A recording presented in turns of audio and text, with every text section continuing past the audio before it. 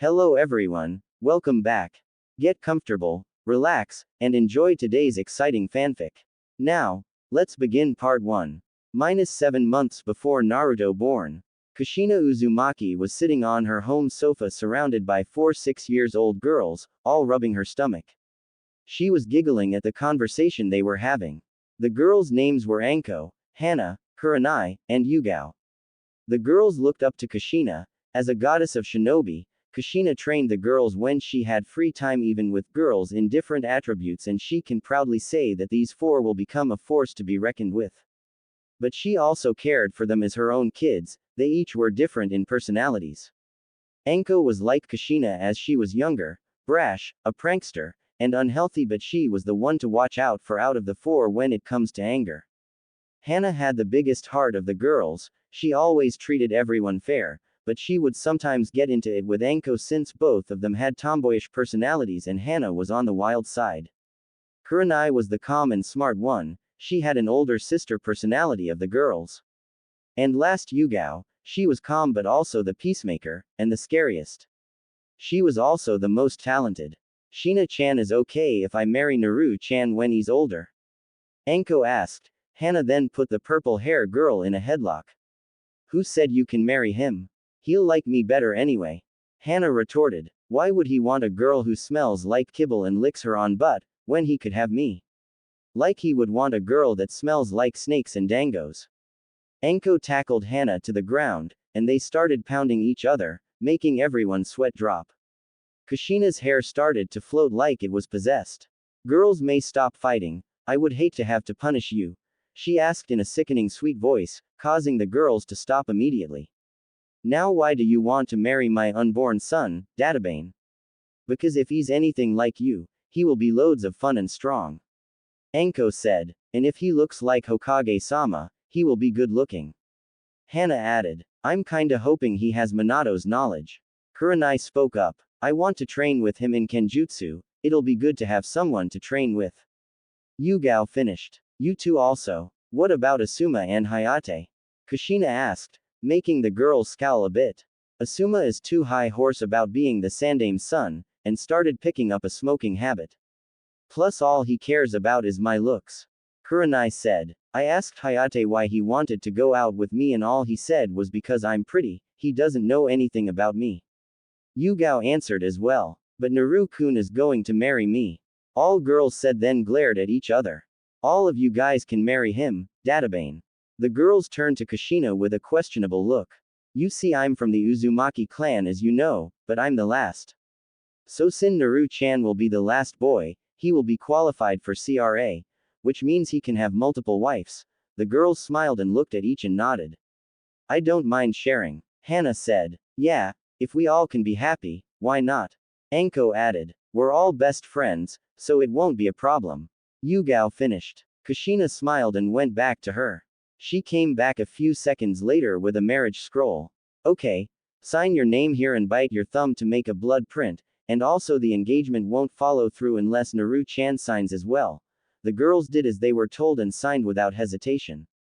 Kushina that the girls were looking forward to her son's birth and she loved each one of them even if they did have their own quirks. Girls, can y'all promise me something? The girls nodded. If anything were to happen to me and Minato-kun, may you look after Naru-chan, just in case. The girls looked at each other and back at Kushina. We promise. After all, he's our future husband. 6 years later. A man was walking out the door of an orphanage with a moving sack on his shoulder. Stop struggling, brat. This is your punishment for all the lives you stole. He headed into the village, then turned down an alleyway where there was a group of people that looked like they were expecting him. The man pulled a blonde boy out of the bag who was tied up, and gagged. Now what shall we do with the demon? I say we cut him for every life he took that day. A random man suggested. I say we burn him. Another guy suggested, making the boy shiver in fear. He didn't know why the villagers always did this to him. Let's rough him up a bit. Rip out his eyes and tongue. One more guy said. I say we kill the mob. A female voice suggested from the back of the mob. Yeah, I agree. Another female said. Kill the mob. 2 more voices yelled. Then it settled. We kill the mob. The man paused after processing what he heard, and the group of men turned around, and as soon as they did, they were in an illusion, soon finding themselves in a forest on fire. 4 women were standing in front of them. One of them sent out snakes from her sleeves, which bit one of the men on his neck. Another pounced at the group, shredding them with her claws. And last was killed by sword through their chest. Yugao, go report this incident to Ji-sama. Yugao signed. Fine, but first, how is Naruto-kun doing? She turned to see Kurenai untying the blonde. After she was done, Naruto backed up into a corner crying. Not one to be outdone, Anko approaches and kisses his cheek as well. Neither am I, we care too much about you, my handsome blonde. Naruto smiled with a flushed look on his face. Really? Someone cares about me? Hana smiled and approached him and gave him a warm hug. Of course we care, why would we want to hurt a cutie like you? Hana gave him a kiss away, making Naruto's face go darker. Yugao was the last to approach. She kissed the boy on the forehead. We are with you for now on, Naruto, and we will protect you. So does this make you girls angels? Naruto asked, tilting his head side. When the girls saw this, they were resisting the urge to glomp the boy, that was until he spoke his next words. You girls are beautiful like angels. That did it, they glomped him between them and started kissing all over him. After 30 seconds, he was covered in kisses with a happy dopey face on him, making the girls giggle. Alright, let's take him to his new home, and Yugao go give the report, but don't let him know where we are taking him, we promised Kushina-san. Kurenai ordered, picking up the dazed boy. They each then disappeared to different locations. Naruto woke up, rubbing his eyes, and found himself on what seems to be a queen-size bed. Oh, you're awake. Girls, Naru-kun awake, said the purple-haired Kunoichi from earlier. The other 3 girls from earlier came into the room.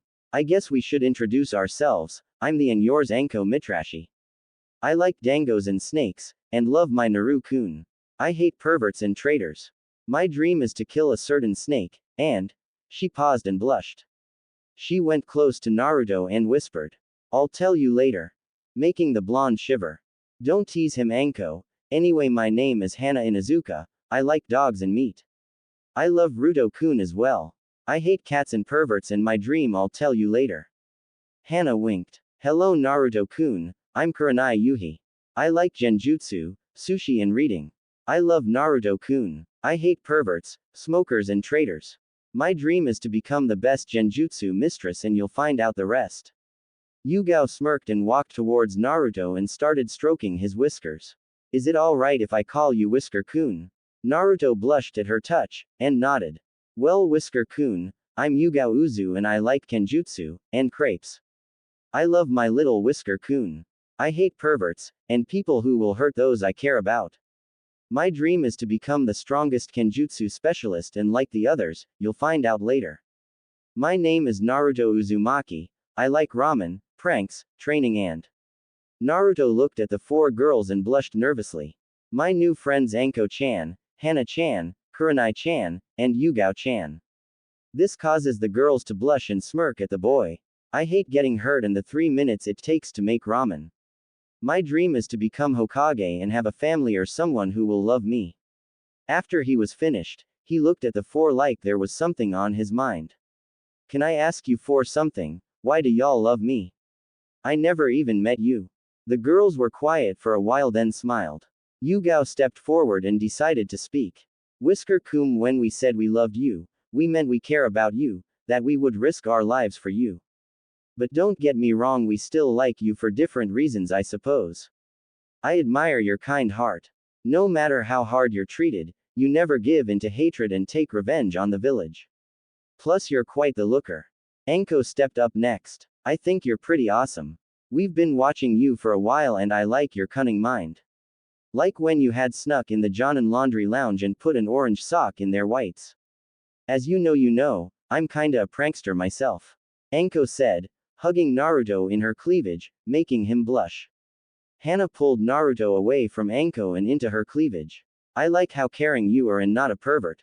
Even though we threw ourselves towards you and the fact you're in my cleavage, you're still looking at my face. You also value life, Like the time you were water and changing the soil of a dead flower in the garden my training ground 6. Or when you feed a stray dog you beloved ramen. I just did what most people would do. Naruto said to move back from Hana just to be pulled by Kurenai. I also like how you would protect anyone no matter how bad they treat you, like when you protected the pink-haired girl, I think her name was Sakura, from being picked regardless who she treated you to. You have some great traits for a shinobi, but even greater for a man. But enough of that, it's getting late and it's time to sleep. Naruto nodded. He scooted back on the bed, getting ready to sleep, then he saw the girl playing paper, scissor, rock. Excuse me, but what are you doing? The blonde asked. Trying to decide who gets to sleep next to you. Anko answered to focus on the game. Why are you sleeping next to me? I can sleep on the couch if it helps. Naruto, if you keep being considerate, it will be hard to keep our hand off you, and plus we don't want you sleeping on the couch, we want to sleep next to you. Hana responded. After the game it was Yugao and Anko sleeping next to him while Kurenai and Hana seethed in jealousy. Naruto was blushing but soon dozed off along with his new precious people. Life was going to get better for him. Yugao woke up the next morning alone, which confused her. She looked around, searching for Naruto and Anko but couldn't find the two of them. She got out of bed and put on, still wearing her nightgown, she walked out the bedroom door and headed downstairs to the kitchen. She noticed Kurenai by the stove cooking some breakfast and Hana was at the table drooling from the smell of bacon. Good morning Kurenai-chan, Hana-chan, where's Naruto-kun and Anko-chan? How should I know? You were the one sleeping with them. Kurenai responded. Well they weren't there when I woke up, Yugao said. Maybe Anko-chan is with him. Hana added. After those words left her mouth, the three paused for a moment, then out of nowhere, they started panicking. As much as they love Anko, her sadistic nature was too much. They then split up to search for the blonde and purple-haired friend. After searching, Hana heard water running in the bathroom. She called Kurenai and Yugao to her location. When they arrived, Kurenai knocked on the door. Anko-chan, are you in there? Yes, Nai-san, what's the matter? Anko asked in concern. We can't find Naruto-kun, have you seen him? Yugao asked. Last time I saw him he was in bed. Anko asked. Kurenai and Yugao accepted it and turned to walk away. But stopped to turn to Hana and noticed her eyes were closed, sniffing. Her eyes shot open and kicked down the door which confused the other two, so they followed in. When they arrived they saw Anko making grabbing gestures toward the scared blonde in the corner. Anko. Said girl turned to see three pissed off girls glaring at her radiating ki with their eyes glowing red. She shivered in fear. Heh, found him. Anko said nervously. Few minutes later, Anko was surrounded by the other girls, Kurenai holding Naruto, while sitting on her knees holding a sign, I'm a bad naughty pervert, and I will never do it again. Anko looked down in shame. So, Anko looked at Yugao, who was glaring at her, repeatedly tapping her foot with her arms folded. What have you learned? What I did was a no-no and should have waited until he was older. Anko said in shame. She looked at Naruto. I'm sorry Naru-kun, I just wanted to do some bonding through skinship. Kurenai rubbed her temples with her free hand. It's fine to bond Anko-chan but don't force it and it takes time. What you did was perverted and Naruto-kun is too young for that. Naruto jumped out of Kurenai's arm and ran and gave Anko a hug. Okay Anko-chan, I thought you were going to attack me like the only grown-ups. Anko smiled and hugged the boy back but mentally, all four girls were seething at the treatment of their prince. They started to explain everything to him and get his training started. Namikaze compound. Naruto was shocked to say the least. He was just told that these four girls who just entered his life knew his mother. He was told that these girls were his mistresses who would serve him. But he was against it until they told them they were fine with it as long as Naruto kept a good heart. But the most surprising information was that he was a Jinchuriki. The girls reassured him that the fox was not evil according to his mother, but they had no clue what happened the night of the attack and what made her go on a rampage. Naruto was also surprised that Kyuubi was a girl. Naruto-kun, I want you to concentrate and try to communicate with her. She is vital to your training. You don't have to worry, I promise she will not hurt you. Naruto nodded and sat down crossing his legs in a meditating position. He stayed like that until he felt a pull and saw a flow of red chakra. Naruto mindscape. Naruto opened his eyes and looked around to find himself in a sewer. This was his mind. Was it so dark and creepy? Naruto stood there, pondered about it, starting to wonder if it was possible to turn it to some else like his new home or at least a flower field. As soon as it left his thought, the whole area started to flash and he was now on a grassy field. Ah, that's better. Thank you, Naruto-kun. Naruto turned his head to the source of the voice and saw a woman with long red hair, with fox ears and 9 tails wearing a kimono. I'm glad to finally meet you, Naruto-kun. My name is Kurumi and I'm the Kyuubi no Kitsune. Why, you're the Kyuubi? You don't look like a fox. You look like a beautiful girl. Naruto exclaimed. Kurumi walked to the boy and gave him a hug, blushing from the completement. Well, I am the Kyuubi and I overheard the conversation outside. Naruto-kun, I want to say I'm sorry for what happened the night you were born. We were attacked and I was placed under a genjutsu that caused me to rampage. I'm not sure who it was, but I'm pretty sure you will encounter him in the future.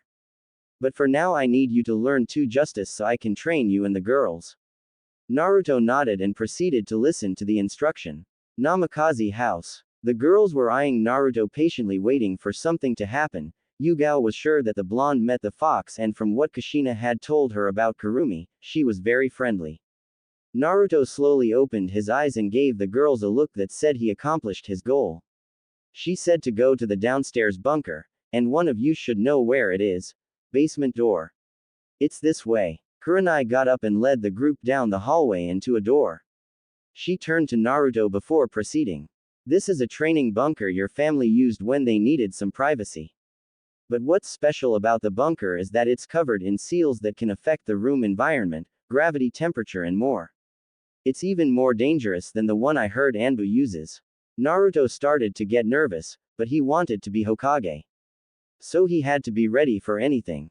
Kurenai opened the door and led the group downstairs to a huge room filled with different ninja tools and seals on the wall. Naruto thought the room was awesome and his nervousness died down. The girls were chuckling. Well, at least 3 of them were. Anko had the same look as Naruto. It's quite understandable since, out of all of them, Anko was the most childish. Naruto-kun, I know you are excited, but can you proceed with the jutsu? I'll take care of the rest. Kurumi said, giggling, stopped jumping and rubbed the back of his head sheepishly in embarrassment. Sorry. Naruto replied before biting his thumb a bit. Blood clone jutsu. Red chakra started to form around Naruto and the blood on his thumb started to pour, while the red chakra fused with it. Clone took the form of a Kurumi and Naruto fell on his butt in exhaustion after performing his first jutsu. Kurumi looked down at her body and then at the girls, giving them a smile. I'm pretty sure you heard of me, so introductions aren't needed. I want to thank you for taking care of our prince, but I'm sad to say you 4 are not cut out for the job yet. That's why I'm here. Yugao stepped forward with a questionable gaze. What do you mean, Kurumi-san? We are the strongest girls of our year, we're even Chunin right now. I already knew that, but you have so much more potential. Example Yugao, you are a skilled kenjutsu user, but if you were to fight someone with wind affinity or a ranged fighter, you might not win. She turned to Hana. Hana, you rely too much on your clan techniques, which it's not bad, but it will be predictable in the future. She looked at Kurenai next. Kurenai, you have perfect chakra control and are great at genjutsu, but what will you do if you fight someone who's immune to genjutsu? Out of all you, Anko has the best chance for survival because she's the only one who's well-rounded. All the girls nodded in understanding. Kurumi turned to Naruto. And don't think I forgot about you, my blonde fox. You will learn everything from your Uzumaki scrolls, to ninjutsu, kenjutsu, taijutsu and so on. You have so much potential and I plan on releasing it. Naruto looked down in embarrassment. Do you think I can do it? No. Naruto looked at Kurumi in disbelief, saddened, but Kurumi grabbed his face and made him face her. I know you can. Naruto-kun, you will achieve great things in the future, I know it. Naruto had tears in his eyes and gave the demon a warm hug, which she returned. Dhe broke apart and walked in front of them. I'm going to rebuild all of you from scratch. You girls will be marked as Naruto vixens and guards, his own personal Anbu. After that we will work in every field together. We will not leave this bunker for no reason. It will be hell and make you want to die. But the benefits will be worth it. If you let me be your sensei in place of Kushina-sama, I promise I will bring out the best in you. So the question is, will you let me guide you? Hi, sensei, the girls said in unison, alongside Naruto. Kurumi smiled and gave them an unnerving evil grin. Let the training begin. 4 years later, Hiruzen was sitting in the council after being called in a meeting. He had a pretty good idea on what it was about. Naruto, ever since his disappearance, the civilians have been cheering about the demon's disappearance, but the naive elders of the council see it as the loss of their weapon. But Hiruzen was aware of the boy's location, and he assumed Sume was as well since she didn't voice any concern for her daughter, but wasn't surprised, since Sume was best friends with Kushina. Now Hiruzen was sitting in the front of the chamber waiting for the meeting to start. Danzo decided to be the first to speak. Not everyone is here so we can begin the meeting. And why did you call this meeting without my permission? Hiruzen asked, leaking some key. Sorry Hiruzen. That's Hokage-sama to you. Hiruzen interrupted. Yes, my apologies Hokage-sama, Danzo seethed. But it concerns the loss of our weapon. Danzo started. The civilian looked at Danzo questionably, while the clan heads glared at the old war hawk. They were aware of Minato's legacy and didn't appreciate him being called a weapon. Hiruzen was pissed as well but did well to hide it. And weapon do you speak of? The clan heads turned to the leader and could tell he was joking. Did we lose a legendary sword, a kunai, or some type of shuriken? I'm sure they are all replaceable. The Hokage asked, with a small chuckle causing the clan heads to smirk. Danzo gritted his teeth at the joke but continued. I mean our Jinchuriki, the loss of it will leave our village weak, especially since the Uchiha massacre left us with one Uchiha. Well, I'm surprised that you worry over young Naruto, but let me inform you that the delusional brain of yours, Naruto-kun, is not a weapon for this village. In fact, he has every right to hate this village. Yet he still strives to protect it. You should be grateful. You and the goddamn civilian council have no right to request anything of the boy, and just so you know, I know exactly where he is. Hiruzen informed. Then can you please inform us on his location? Sorry, but that information is classified. But rest assured he is safe, Hiruzen interrupted. Danzan was doing well to hide his emotions. He was aware that the Hokage knew he wanted Naruto for himself and was doing well to hide him. What he found strange was that his root agent that was tailing him was found dead and he had no idea who it was. Someone was protecting him from in and outside this village. Koharu decided to speak. Hokage-sama, we are just concerned for the status of the village. With the Naruto-san, the village will be looked down as weak. The Sandaime chuckled. I find your concern for the village false. You and the council keep others from adopting the boy, making him feel lonely, beat on him and make him feel hated. You do realize without me and the ramen owners, Naruto-kun would have given into his inner darkness a long time ago and most like result in the release of the fox. Hiruzen stated, causing everyone to pale in fear. All except one ignorant council. I say we keep the demon away and good riddance. We have Uchiha-sama here and that's, his head was sliced off by a hidden anbu, causing the council to shiver in fear. He knew the law. Anyway, I assure you the boy is safe and that's all you need to know. Meeting adjourned. 2 years later, Hiruzen was glaring at the stack of paper and trying to find out the secret behind the devil. As he continued mentally cursing the stack, he felt the power pulse of chakra behind him. Soon after, his anbu fell to the floor unconscious. He was to question what just accrued until he heard a voice behind. Hey Gigi, how have you been? Hiruzen turned around and saw a blonde-haired boy sitting on the window sill, smiling at him. Naruto-kun, is that you? The blonde kept chuckling. Of course it is, Dadbao. Naruto, 12 years old, got off the window and hugged his surrogate grandfather. Hiruzen was happy to see the boy, but after the greeting he noticed Naruto was shirtless. Plus Naruto looked like he was 16 years old. He had to say he was impressed. Naruto's hair was spikier, and he had a six-pack. He was well-toned, but another thing he noticed was Naruto's eyes was blue but slit. Naruto, why aren't you wearing a shirt? Naruto paused for a moment, then a few drops of blood trickled down his nose, making the Hokage more curious. I outgrew them years ago. Understandable. When you went in the bunker you were small, but that doesn't answer the question. And why is your nose bleeding? Gigi, I haven't left the bunker since I went in. Hiruzen nodded. And neither did the girls 18 years old. Hiruzen nodded, still not seeing where the blonde was going with this. Naruto signed. So if I outgrew my clothes, so did they, and since we never left the bunker we. Naruto stopped to see if his Gigi got the message. Hiruzen had a blank stare for a while, until shot back because of a rocket nosebleed. Naruto knew this was the outcome. Anyway Gigi, I need you to give this to Sum-san. This is a list of clothes for the girls. They've been for years and it's getting hard not to make a move. Hiruzen got up and wiped his nose. That's fine, but what about you? The girls said they don't trust me to pick out my clothes, so they're taking me shopping later to play dress up. Naruto blushed a bit. Anyway, tell Sum she can come by my compound to drop the girls' clothes off. Naruto then jumped out the window, and as he did, Hiruzen noticed a fox tattoo on his shoulder with a 1 on the fox head. But he snapped out his thoughts when he heard girls squeal.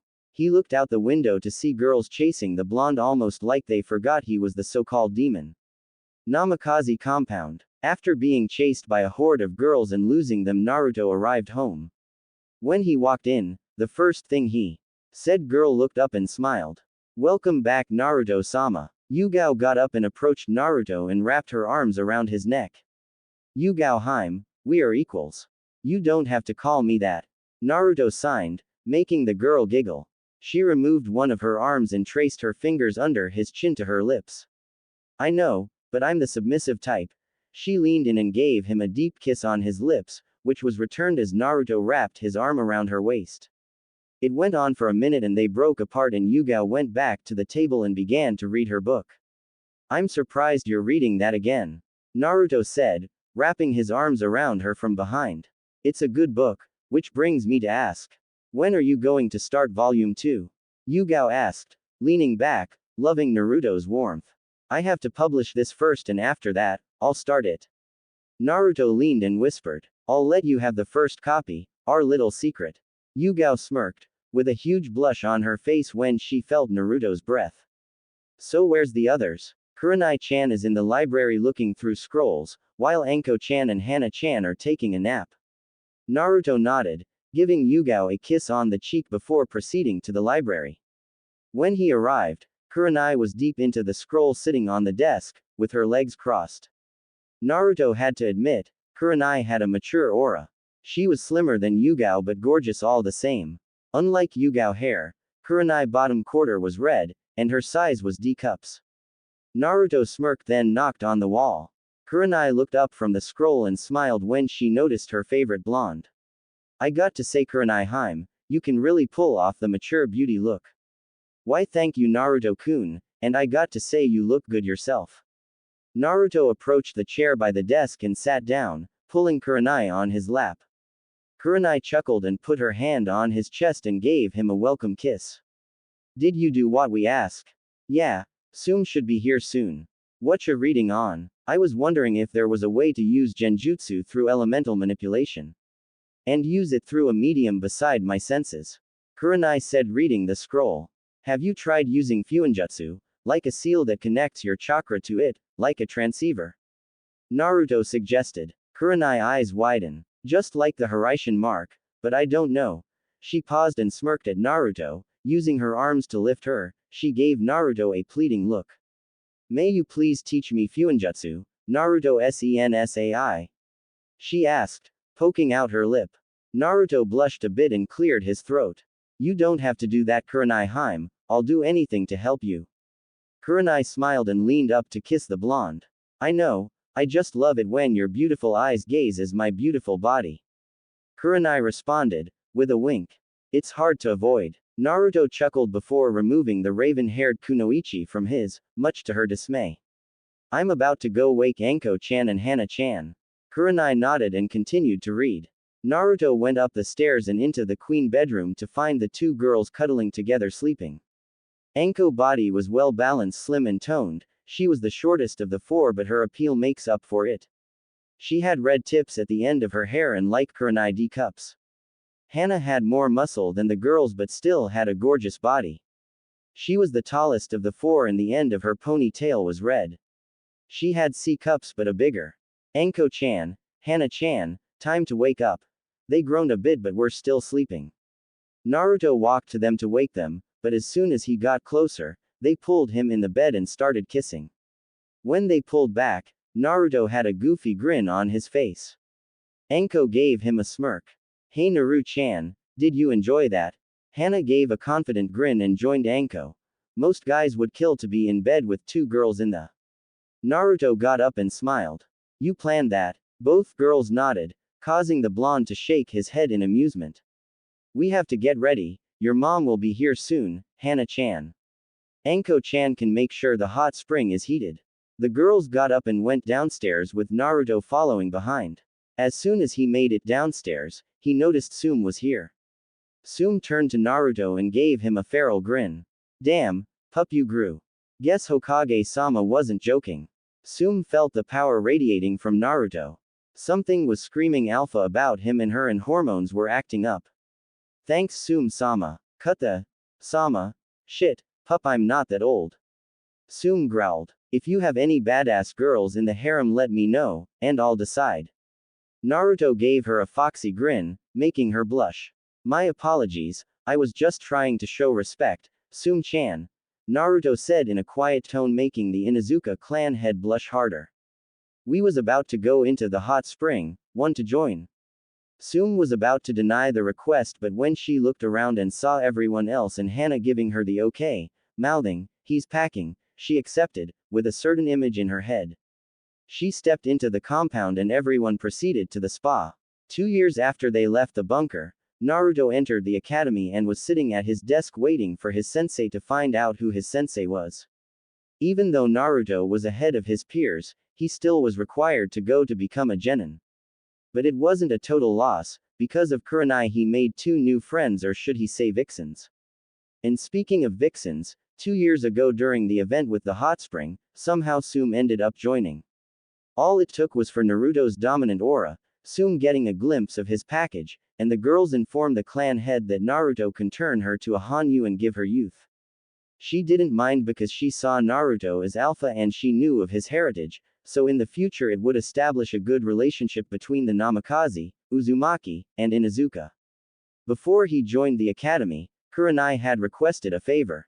2 years ago hot spring, Naruto was currently straddling Tsume, teeth sinking into Tsume's shoulder.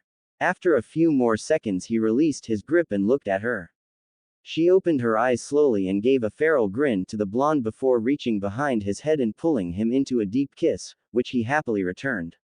Hana was chuckling at her mom's behavior but was happy for her. She had to admit it's going to be weird to share a guy with your mother but she would accept it.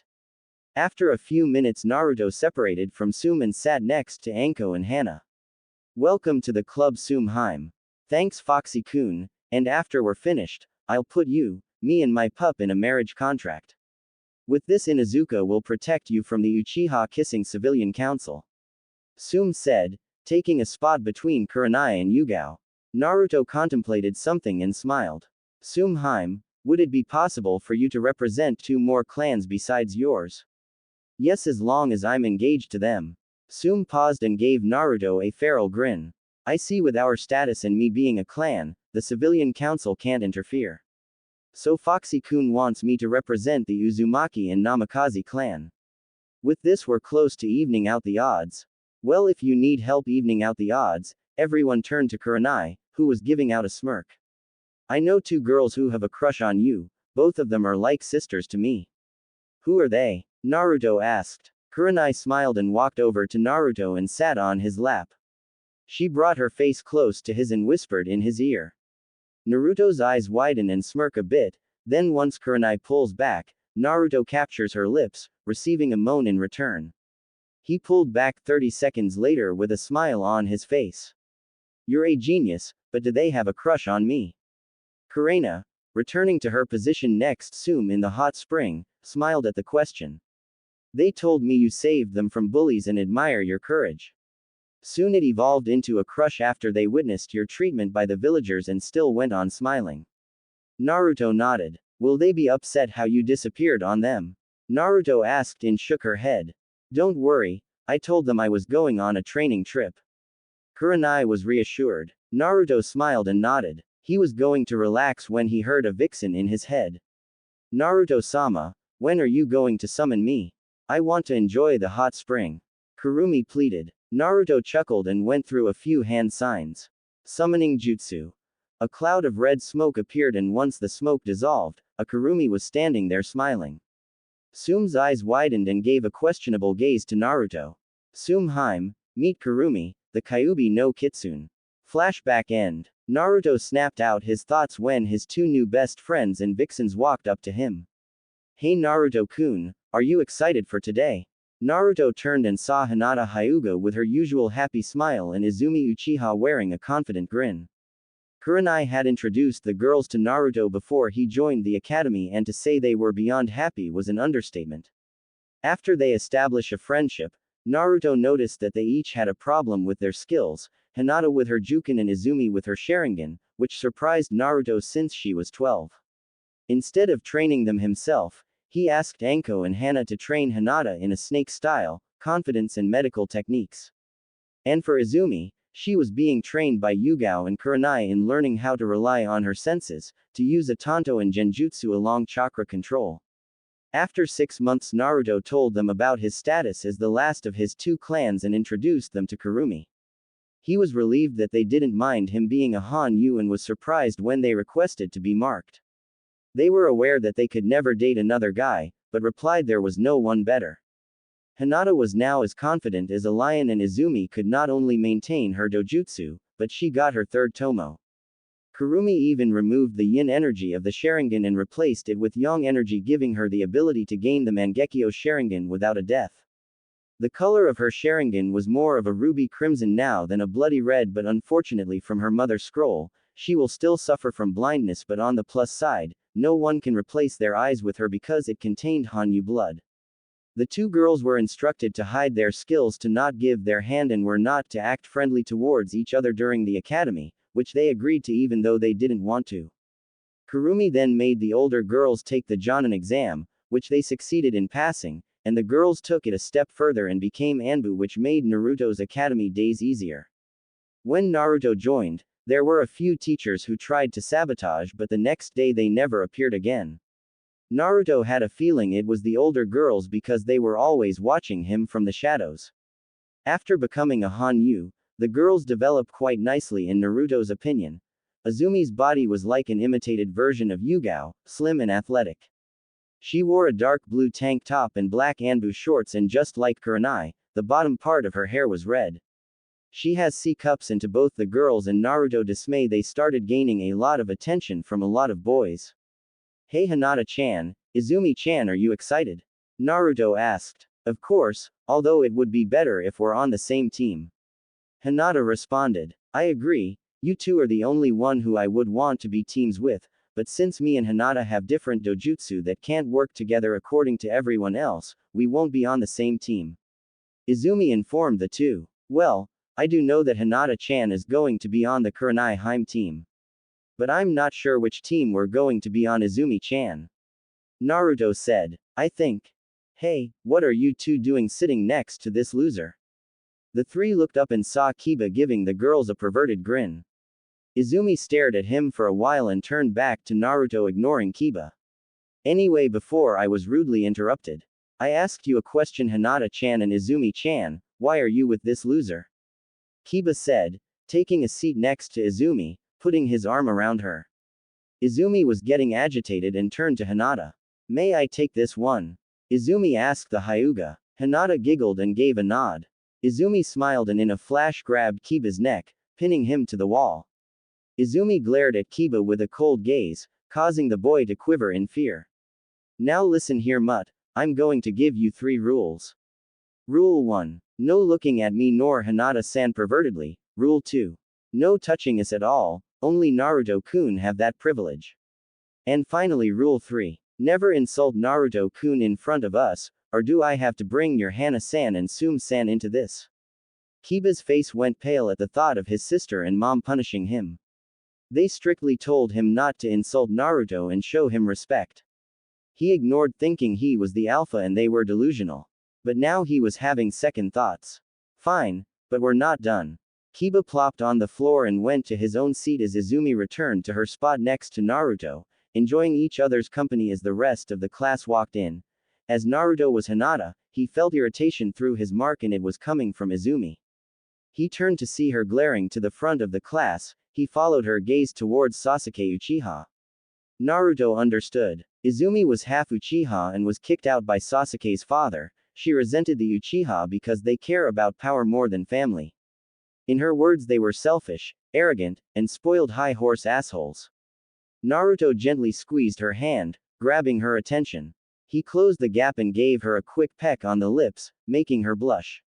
Don't worry about him, you're part of our family now. Izumi smiled and nodded. Hinata smiled at the interaction and joined in. If you want Izumi-san, I can call you Oni-san, the Hyuga offered. Sure, who wouldn't want a cute little sister like you? Izumi answered. Oni-san it is. Hinata giggled and Naruto was smiling towards the interaction. But their moment was ruined when they heard two female voices coming from the hallway. I'm first. Two girls by the name of Ino Yamanaka and Sakura Haruno, two of Sasuke's fangirls. Naruto always questions why they were even in the academy, they never try and only seem interested in the emo. But soon Iruka walked and saw the girls bantering about a seat next to the royal stick in the. So he used his big head jutsu to force them to sit down. Excuse me Iruka-sensei, but where is Mizuki-sensei? After the question was asked by Sakura, Naruto began to chuckle a bit, especially since he knew exactly where the hating bastard was, after what happened last night. Flashback. On top of the Hokage monument, Naruto was lip to lip making out with Sume. After he took her out on a date, Naruto decided to show her the full moon from the best view, and because it was the full moon, Sume was lusting for the blonde very badly and she couldn't contain it. After bringing her up there, she pounced on the blonde and smashing her lips against his, while straddling him, with Naruto holding her, supporting her and for his pleasure. But the moment was interrupted when both Naruto and Sume smelt snake and chemical fumes. They both turned their heads to see a short Naruto, wearing an orange jumpsuit, jumping out the Hokage window with a scroll on his back. Sume and Naruto turned to each other and grinned in amusement. Naruto-kun, why didn't you tell me you were planning on stealing the forbidden scroll? Naruto adopted a thinking pose before answering. I didn't know I had a plan, but I gotta say, the orange jumpsuit looks nice, maybe I should get a pair. You better not, the color is fine but the jumpsuit is terrible. If you do, you will not be allowed to go shopping by yourself. Sume threatened playfully. Naruto chuckled and got up. Alright, but can you inform Gigi about this, I'll handle Mizuki-tem. Sume nodded and shushin wei, Neko-chan. Yugao appeared out of nowhere. How may I be of service to Naruto-sama? Naruto chuckled at Yugao's submissive attitude, and if he was free he would probably pounce on her. Yugao, feeling his lust through the mark, smirked with a blush on her face but wasn't noticed because of the mask. Naruto-sama, I'm happy that you would make a move but maybe another time. Naruto snapped out of it and chuckled nervously. Sorry but later tonight meet me in my room, Yugao blushed and nodded in excitement. Right now, I want you to come with me to subdue Mizuki, I'll fight him but I want you to deliver him to our hubby Haim. Yugao nodded and they both started leaping after the fake Naruto. If you don't mind me asking, why not just kill Mizuki? Yugao asked. As much as I would love to put him out of his misery, I'm pretty sure he is working with Orochi-tem, and when Anko-chan finds out, I believe Mizuki will suffer a fate worse than death. They both shudder at the thought of Anko torturing sessions. At least she would be happy to torture someone who had it out for you, who knows, she might give you a reward for the capture. Yugao commented as they proceeded through the forest. With Mizuki and Iruka. Naruto, why are you doing this? Don't you want to be Hokage? Iruka asked, looking from the ground at Naruto, standing on the branch. Haha, you are a full Iruka, I'm not Naruto, I'm the Ninetales and I need more power to destroy this pathetic village. Naruto answered, laughing menacingly. Iruka narrowed his eyes. Something not right here. Iruka thought. Who are you? There's no way you are not Naruto. I know Naruto, he's a hard worker and would never stoop so low into stealing and cheating out hard work, Iruka said. At least someone knows me. Nice jumpsuit by the way. Both Iruka and Naruto turned to see another Naruto standing on a branch on the side. Iruka's eyes widened while Naruto was seething. Mizuki Tem, can you drop the act and next time you do a transformation, get my height right, I'm not that short anymore. Naruto gritted his teeth before a puff of smoke surrounded him, revealing the silver-haired Chunin. I don't know why you are here, but this is great. Now I can kill you and Iruka and blame his death on you. I'll be seen as a hero and they will let me have the scroll. Except for the fact that the Hokage loves me, you can't open the scroll because of the blood seal, and there's no way you're walking out of here alive. Naruto challenged. You're a fool if you think you can beat me, a Chunin. Mizuki taunted and began to smirk evilly. Hey Naruto, do you know why the village hates you? Iruka got worried, while Naruto an eyebrow. No Mizuki, it's forbidden. Iruka tried to warn. It's because the Kyuubi was sealed inside of you, you are the Kyuubi. Mizuki laughed, expecting a shocked gasp from the blonde, but when he looked at Naruto, he just had a blank face. I'm the Kyuubi? Naruto asked. Then he pulled down his pants and bent down in front of Mizuki, showing his. I don't see 9 tails, do you? Mizuki was seething. No, you insolent brat, the fox took over your body. The Chunin yelled. Really? Naruto asked, pulling his pants back up. If I was the fox, why would I eat ramen and play a few pranks, when I could have killed everyone? Naruto asked, tilting his head. Because you're just a brat, you're weak. Mizuki answered smugly. But you said I was the fox. Naruto responded, his eyes flashing red while looking at Mizuki's eyes without the Chunin knowing. Naruto linked Mizuki's mind with his before continuing. And if I'm the fox, what's that behind you? Mizuki narrowed his eyes and turned around, and his face turned white as he sank to his knees, looking up at a giant fox staring down at him. So the Tem who's been messing with Naruto-sama. Naruto's sweat dropped at the suffix. Mizuki just sat there in fear, not knowing what to say. So, any last word before you die? Mizuki just stayed quiet for a brief moment before speaking. How are there's 2 Kyuubi? The scarred Chunin asked. Naruto and Kurumi just stared at him, thinking the same thing. How can someone be so ignorant and stupid, and be a Chunin? Naruto snapped his fingers and everything turned back to normal. Mizuki was cuddling against a tree, while Iruka approached the blonde. What happened to him? Iruka asked. I placed him under a genjutsu, Naruto lied. Neko-chan. The name Anbu appeared out of nowhere, bowing. Hi, Uzumaki-sama, Yugao said, playing the role to up Naruto's status, and considering how impressed Iruka was, she has to say it was working. Can you take the traitorous Tem to Anko-chan, and tell her she has a new toy, and also tell her he smells a lot like snakes? Iruka paled. Even blood prison was better than a session with Anko. Yugao giggled a bit before responding. Of course, and just to let you know, Sandame-sama will be here soon. Yugao finished before picking up the Chunin and Shunshin away. The Hokage then arrived and Iruka explained the event that happened before he arrived. Flashback end. After explaining, the whole class turned to Naruto in awe and some in jealousy, all with the same question in their mind. What kind of genjutsu did he use to beat a Chunin? Now that is over, I'll begin assigning teams. After starting with Team 1 and going down until he reached Team 7 inches. Team 7 will be Sai, Sakura Haruno and Sasuke Uchiha. Your sensei will be Kakashi Hatake. Yes, alright, love prevails. Sakura squealed, standing up, giving Ino a victory pose.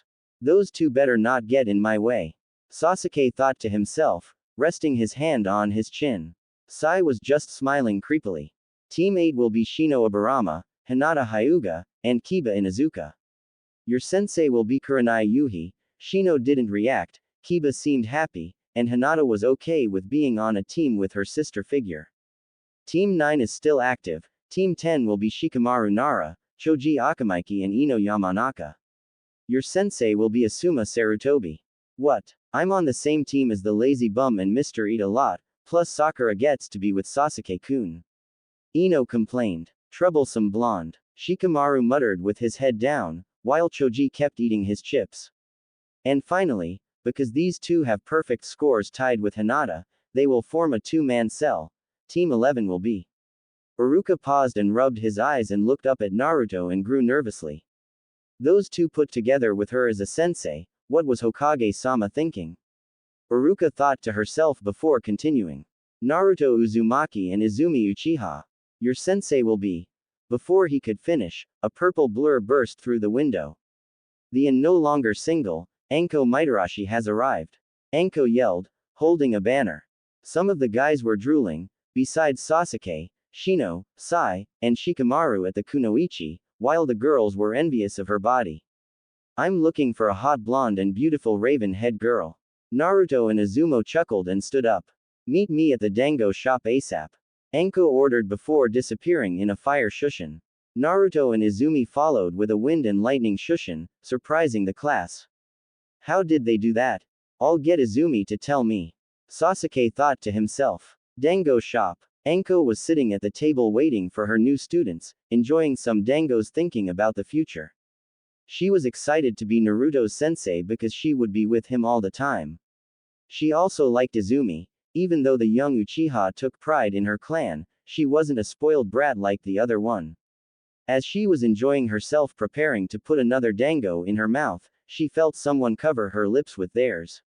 She opened her eyes and saw blonde hair. She smiled and returned the kiss, adding a little tongue. Izumi chuckled while everyone else blushed. Naruto pulled away and smiled. It tastes like dango. Anko gave him a flirty smile. After that type of action, I might just pass you and not give you a test. Naruto chuckled a bit. Well, to be honest, I wasn't going to test you too because your teamwork is the best.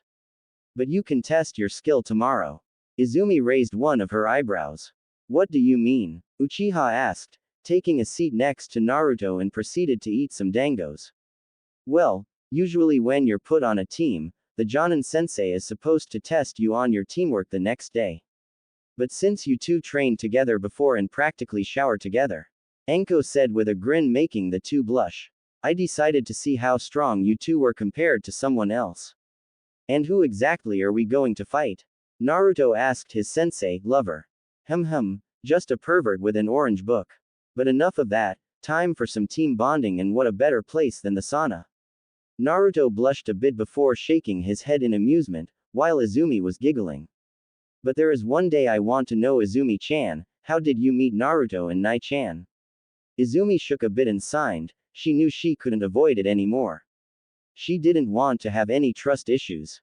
Well, I met Kurenai-chan when I was 5 years old. I was getting picked on by people from my own clan for being a hybrid. Kurenai noticed and helped me.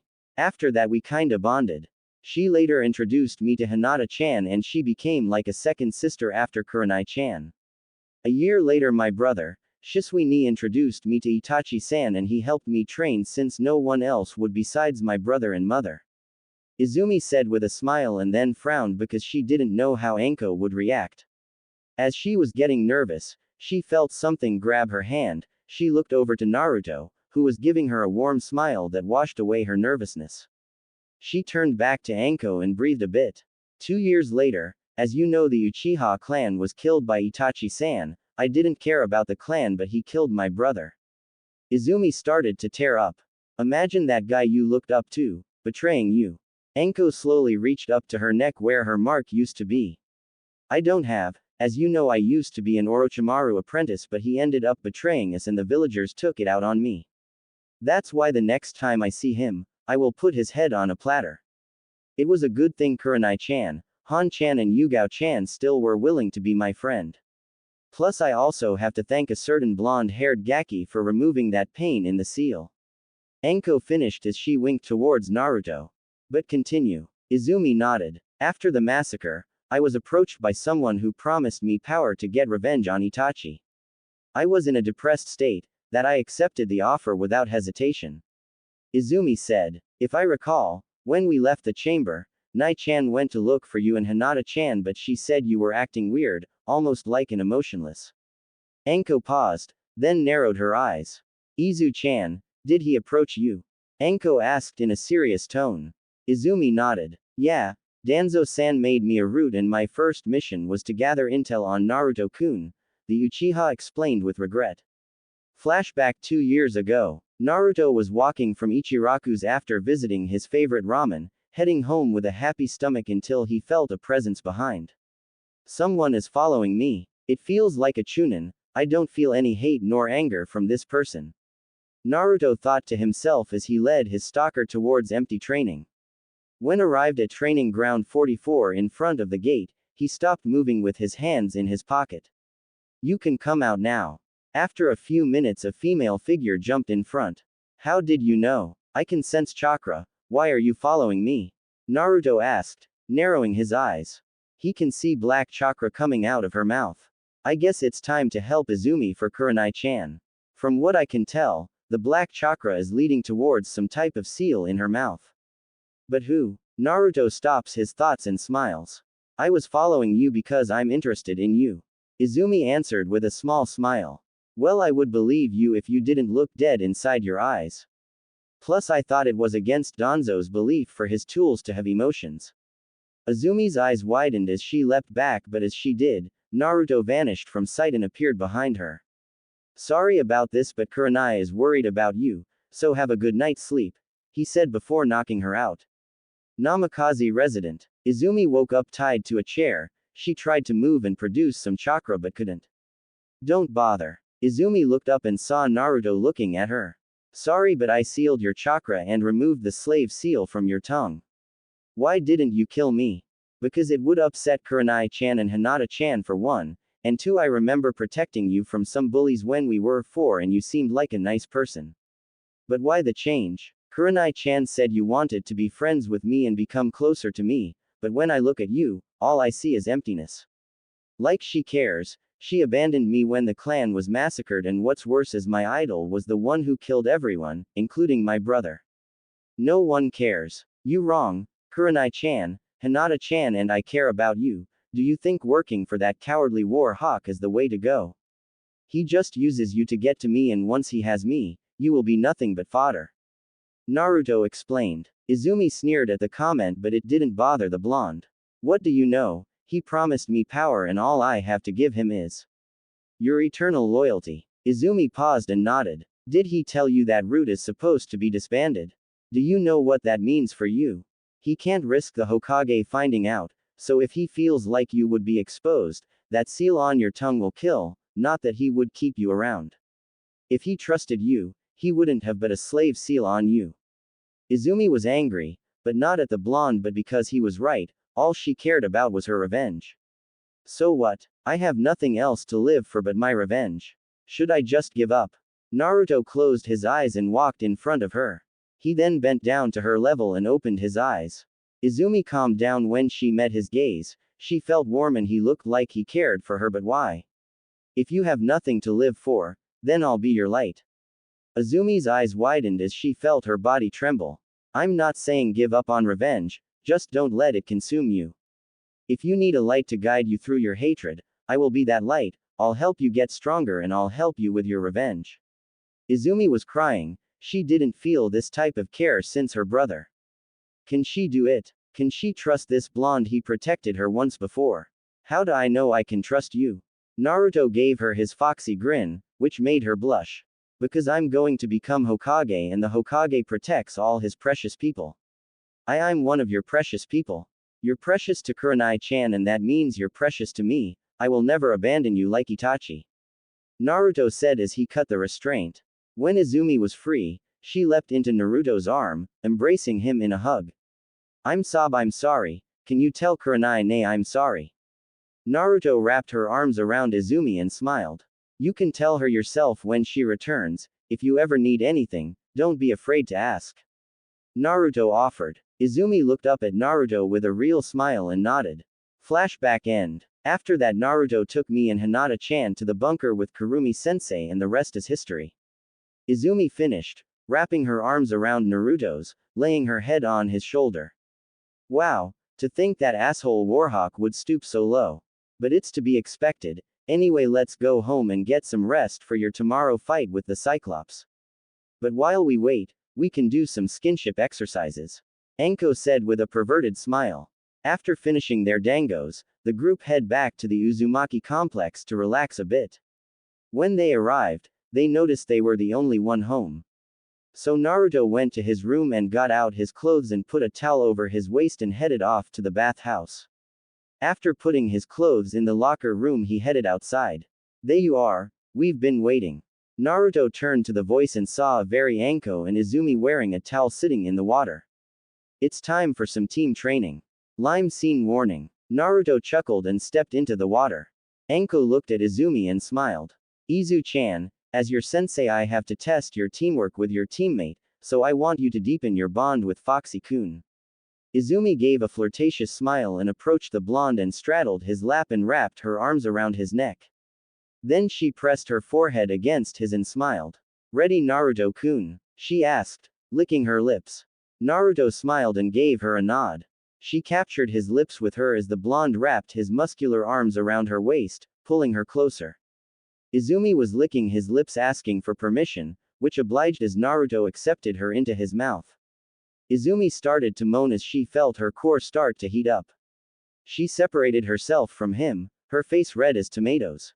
Please, Naruto-kun, touch me more. Naruto smiled and removed his hands from her waist and started to fondle her, causing her to squeal a bit. Don't. Stop. Izumi moaned, bucking her hips back and forth against his crotch. Naruto began to release some moans, he then felt a pair of hands grab his face and turned his head. Anko licked her lips at Naruto's lust-filled eyes and gave him a seductive smile. It's time for you to bond with Sensei, Foxy-kun. Anko teased before capturing his lips, forcing her tongue down his throat, causing both of them to moan in each other's mouths. Anko then took one of hands and put it between her legs. Naruto caught on and started to rub her womanhood, causing Anko to rotate her hips.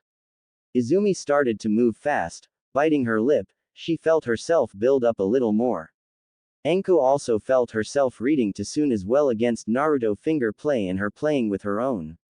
The breath started to hitch until it was time to release. Both kunoichi cried as they released their pent-up lust. The three didn't notice that there was a pink light surrounding them for a brief moment. That felt amazing. Izumi said between breaths, getting off Naruto's lap. Yeah, Anko agreed. She then turned to Naruto manhood and smiled. It looks like Foxy-kun hasn't been released yet. Izumi, let's show Foxy-kun how much we appreciate him and continue our team bonding. Izumi looked at Naruto's package and smiled. Hi, sensei. They both then sandwich his manhood with the and proceed with the pazuri. Naruto started bucking his hip forward as both kunoichi started to move up and down to the rhythm. How is Naruto-kun? Are we becoming better teammates? Izumi asked. This feels amazing, best exercise I ever had. You feel amazing. Naruto answered. And they're all yours, Foxy-kun. Anko said as she started to lick his shaft. That's right, Naruto, whenever you want. Izumi added in, mimicking Anko's action. They continued this until they felt Naruto start to throb. Girls, I'm about to. Naruto said as the kunoichi sped up their action. They were soon surrounded by pink aura again as Naruto threw his head back. Naruto released his on there and out of breath. Anko and Izumi licked up the sperm and smiled as the pink aura went into their body. Good job, you two. No one has better chemistry than you two. Anko said. Naruto nodded his head in agreement and sat in the water with the girls on each side. Lime scene over. Well, that was an interesting show. The group turned in front of them and saw Kurumi on the other side of the sauna, drinking some sake. Now that the show is over, I'm sure you three haven't noticed the pinkish aura around you after your fun. Naruto chuckled nervously. Sorry, I missed it. Kurumi smiled. It's understandable, after all you're surrounded by three beautiful women. Anyway, even though it was an accident, you three just performed a bonding ritual. When Hanyu bond with their mates, their chakra, physical energy, mental energy and spiritual energy combine into one. Then it's multiplied by the number of people who perform the ritual, in this case 3, and after that it splits among you three, increasing your overall strength. But there has to be a limit or catch. Naruto said. How perspective of you, Naruto-sama, there is.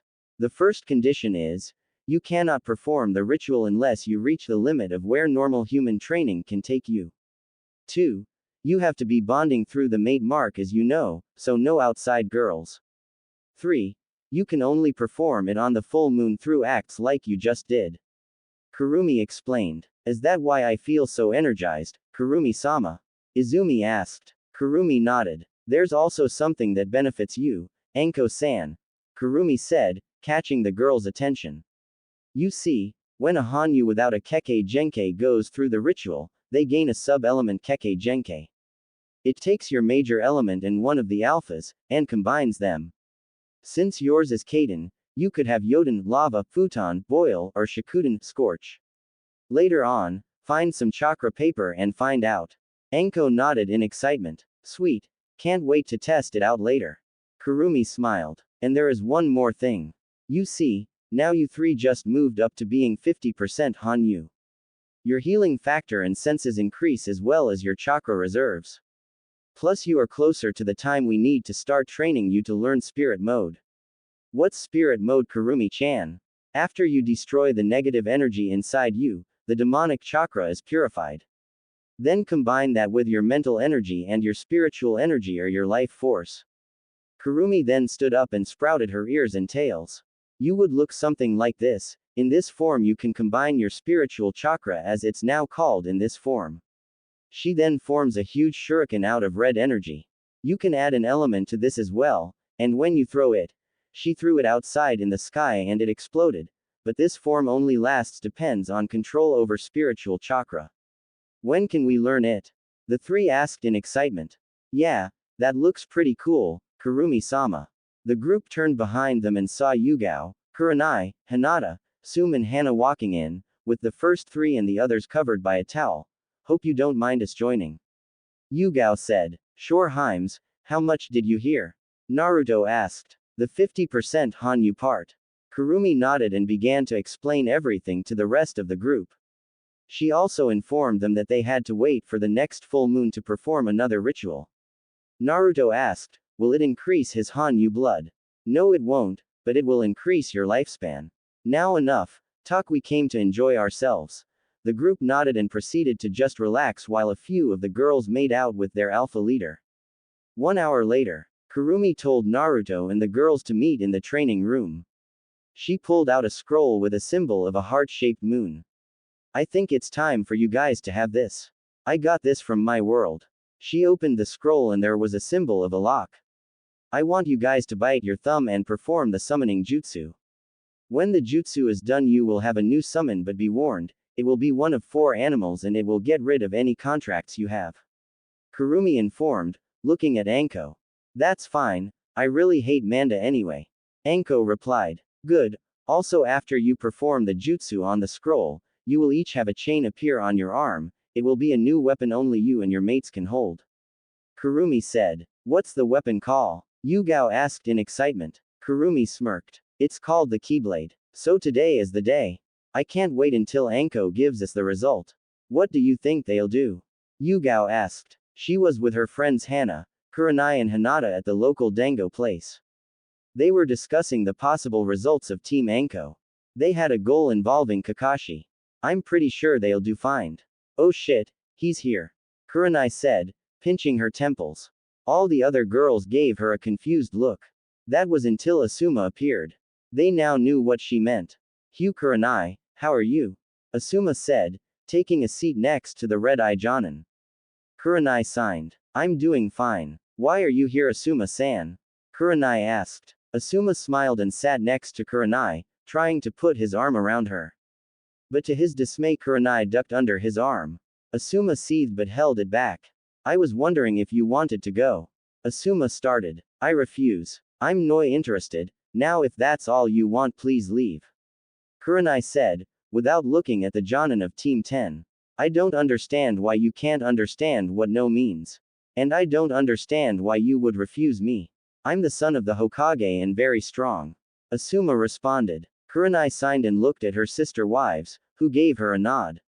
She smiled at them and turned to the bearded Jonin. Well, if you really must know. I don't want to go out with you because I'm interested in someone else. Asuma gritted his teeth in anger. How could he lose his Kurenai to someone else? He needed to know. Who is it? Before Kurenai answered, Yugao jumped in. And why do you want to know? What will you do with that info? This doesn't concern you. Asuma told the cat Anbu. Yugao glared at Asuma when he made that statement. You're wrong. Anything involving my sister involves me. Learn she is not interested and try to find someone else. Yugao suggested. Asuma grunted and turned to Kurenai. This isn't over, you'll be mine. Asuma said before walking away. Kurenai smirked and touched her fox mark on her neck. Not likely. I don't understand why guys can't just give up. Yugao nodded in agreement. I understand. Hayate has been asking me out every chance he gets. It's aggravating. I can't wait until Naruto-kun announces his status as the CR, but it might cause him some problems. I agree. Naruto-kun will have some problems in the future, especially when it comes to your two stalkers you two, but even with Hana-san and Sum-san in the circle, Kiba thinks he can do what he wants with me. I just wish I could kill him and be done with it. Hinata said. She wanted to end the pup's life, but it'll hurt his mother and sister's feelings. Hopefully Anko stops playing games and announces Naruto and Izumi's status as genin. We all know she could just pass them, but a part of me is glad she is taking her job seriously. Hana then got a good idea. How about we go watch them? Both of them taking on the Cyclops could be entertaining, the Inuzuka suggested. The others smiled at the idea. Team 7 training ground. What's with these kids? Kakashi asked himself, dodging another fireball from Izumi. Izumi and Naruto informed him that the test was to try and get a certain item from him, and judging by their line of sight, it was the bells. He agreed, thinking it would be as easy as his team. He soon found out he was wrong. The fireball created a smoke screen and sent him flying back with a huge explosion. It seems that fireball had too much chakra, she probably doesn't have control over her strength, the Cyclops thought before ducking under a kick from Naruto. Kakashi threw a punch towards Naruto, but the blonde jumped back, avoiding it. Izumi charged Kakashi with a kunai in her hand. Kakashi took out some shurikens and tossed them towards the female Uchiha. Izumi parried them all and tossed the kunai towards Kakashi, but unknown to him until he tilted his head to dodge the kunai, there was a paper bomb strapped to. Shit! Kakashi screamed before the bomb went off. Wow, Izumi-chan, are you trying to kill him? Naruto joked. That won't be enough, I'm pretty sure he's okay. Izumi said, laughing along with her teammate. Soon they stood back to back scanning the area for Team 7 Sensei. Not left, right, behind, front or above. She looked over her shoulder into her lover's eyes and nodded. They both started to go through some hand signs. Earth style. Rock breaker. Lightning style. Shocking quakes. Izumi and Naruto slammed the palms on the ground, lightning coming from Naruto and cracking on the earth from Izumi, destroying the field. Kakashi jumped from the underground sweating a bit. Are you trying to kill me? Kakashi asked. Naruto chuckled a bit. Sorry Kakashi-san, but we wanted to test our skills even though we completed our objective. What do you mean? I still have the bells. Izumi smiled and spoke up. We were never after the bells, we just said we were here to grab something. Here you go, Anko-sensei. Izumi yelled, tossing her a familiar orange book to Anko. Kakashi's eyes widened as he reached into his pouch looking for the book. What? How did you get that? Kakashi asked, surprised. Anko caught the book and smirked evilly. Doesn't matter. Now students. Will be teaching you some elemental manipulation. My primary element is fire, so I'm going to show how to use your chakra to form fire, but we need something to burn. Oh, look at what I happen to be holding. Kakashi started to sweat like guy after he ran 500 laps. Now Anko. Let's not be hasty. Oh that's right, you love this book more than life itself. Tell you what, I'll give you the smut back, and in return, I want 1 CA rank jutsu of each affinity. Or the book turns to ash. Kakashi, faster than lightning, pulled out 5 scrolls and tossed it towards the snake mistress. Anko shook her head disappointedly. Naruto and Izumi laughed at the Cyclops' pervertedness. Hey trash. Team 11 turned to see Sasuke approaching Izumi with a scowl on his face. How did you awaken the Sharingan? I demand to know. Izumi glared at Sasuke with cold eyes. The weak shouldn't demand nothing of the strong. Train more. Izumi answered. Soon Kurenai and the rest joined them. A red fox walked by, which Team 11 recognized as Kurumi. Sakura approached the group. That's right, you should help Sasuke-kun. The Pinkett yelled. What do you mean? That's right.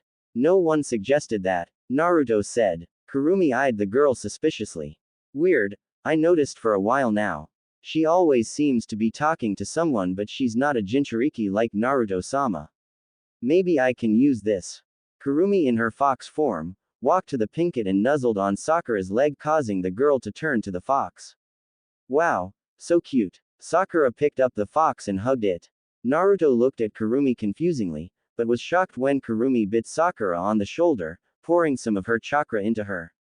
OWWW. Sakura yelled in pain, tossing Kurumi on the ground. Damn, stupid fox bit me. Kurumi hopped into Naruto's arms and nuzzled him in the neck. Kurumi, what did you do? Let's just say I'm helping her with her mental trauma. Anyway, now that you succeeded, I think you should celebrate with Kurenai-san and Hinata-san. They deserve it, while not taking them out and then having a little fun. Kurumi suggested. Naruto turned to the females of Team 8 and smirked. He walked up to the two, gaining their attention. Hinata blushed and leapt into his arms, nuzzling her cheeks with his, making the boy chuckle. Hey Hinata-chan, Kurenai-chan. How about for your celebration for becoming a team, we go out, just the three of us? Hinata squealed and gave the blonde a deep kiss. Sure Naruto-kun, I love to.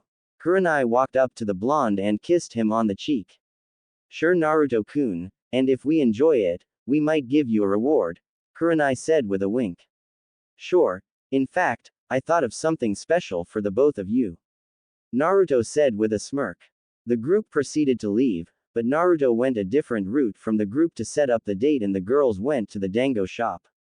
Sakura was happy and was about to ask Sasuke on a date when she felt woozy.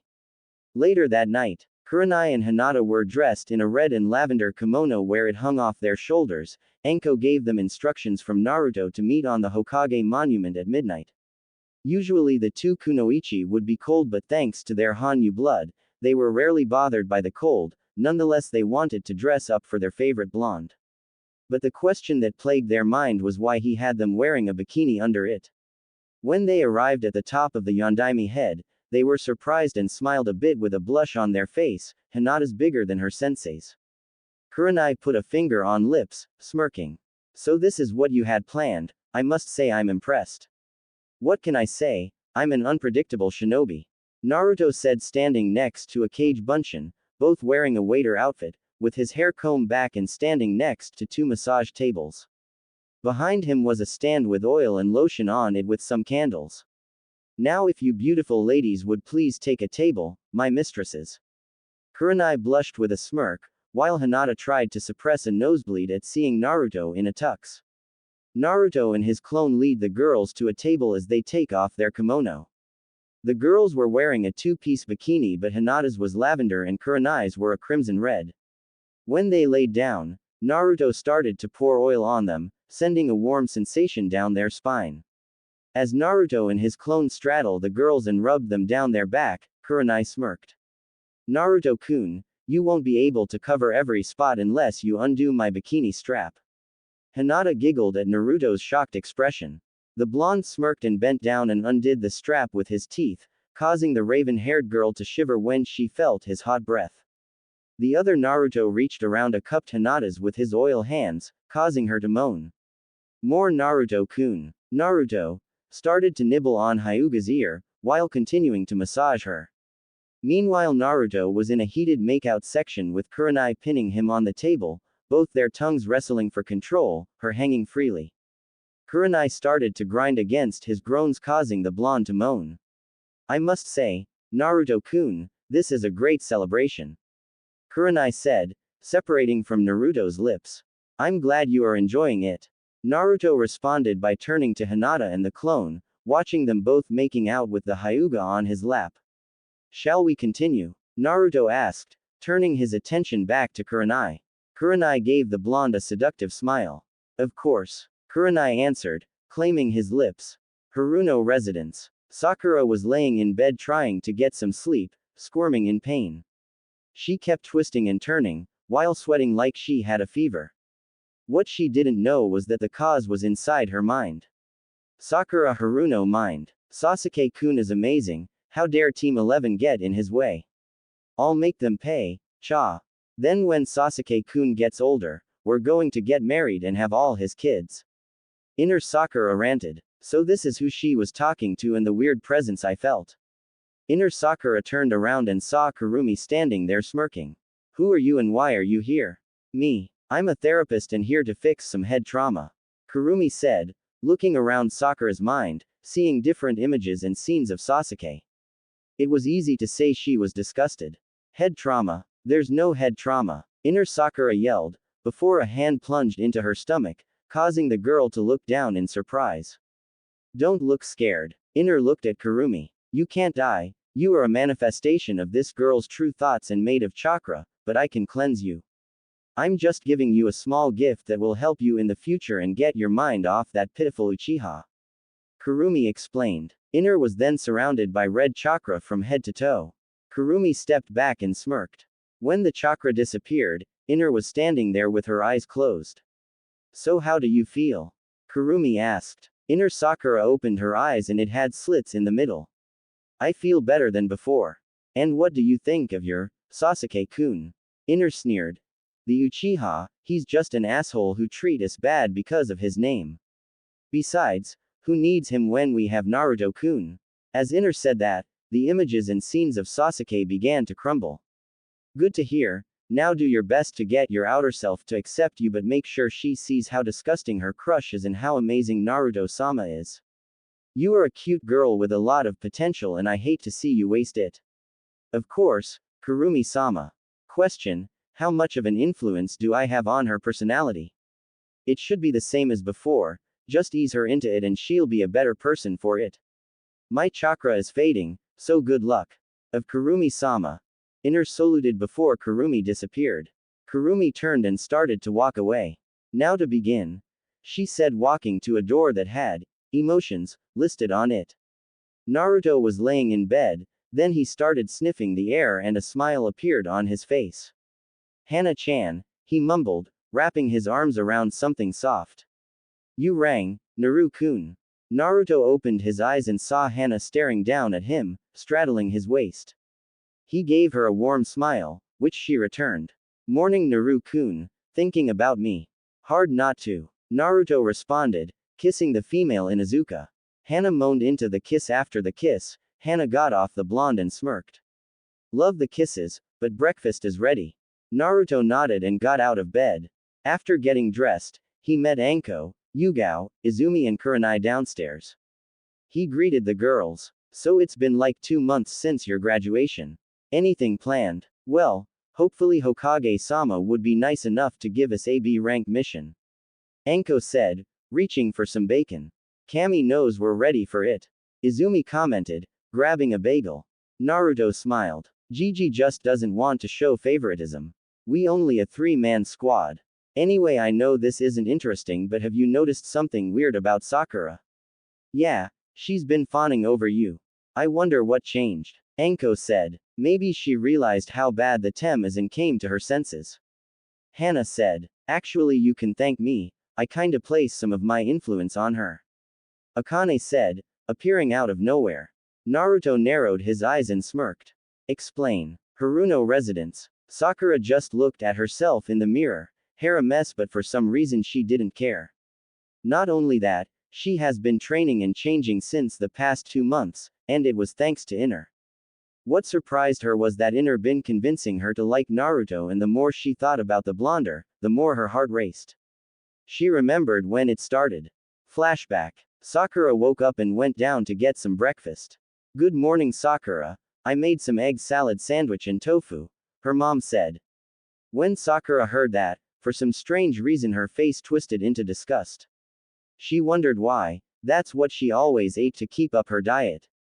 Actually, can you make me a meat and cheese omelet with some grits on the side? 2 servings please. Mebuki looked at her daughter strangely. Sakura honey, are you okay? I'm fine, just feeling a tad bit hungry. Sakura replied. Flashback end. Sakura ate everything off her plate, surprising both her and her mother. What surprised her even more was the day she met up with her team. Flashback. Sakura was headed to her team's training ground. When she arrived, she saw her crush and sigh. Good morning Sasuke-kun. HN. Sasuke responded. Sakura grew a tick mark. I said good morning you prick. Sakura before covering her mouth. Sasuke looked disturbed. I'm sorry Sasuke-kun, I don't know what came over me. Sasuke turned the other way, which made Sakura depressed.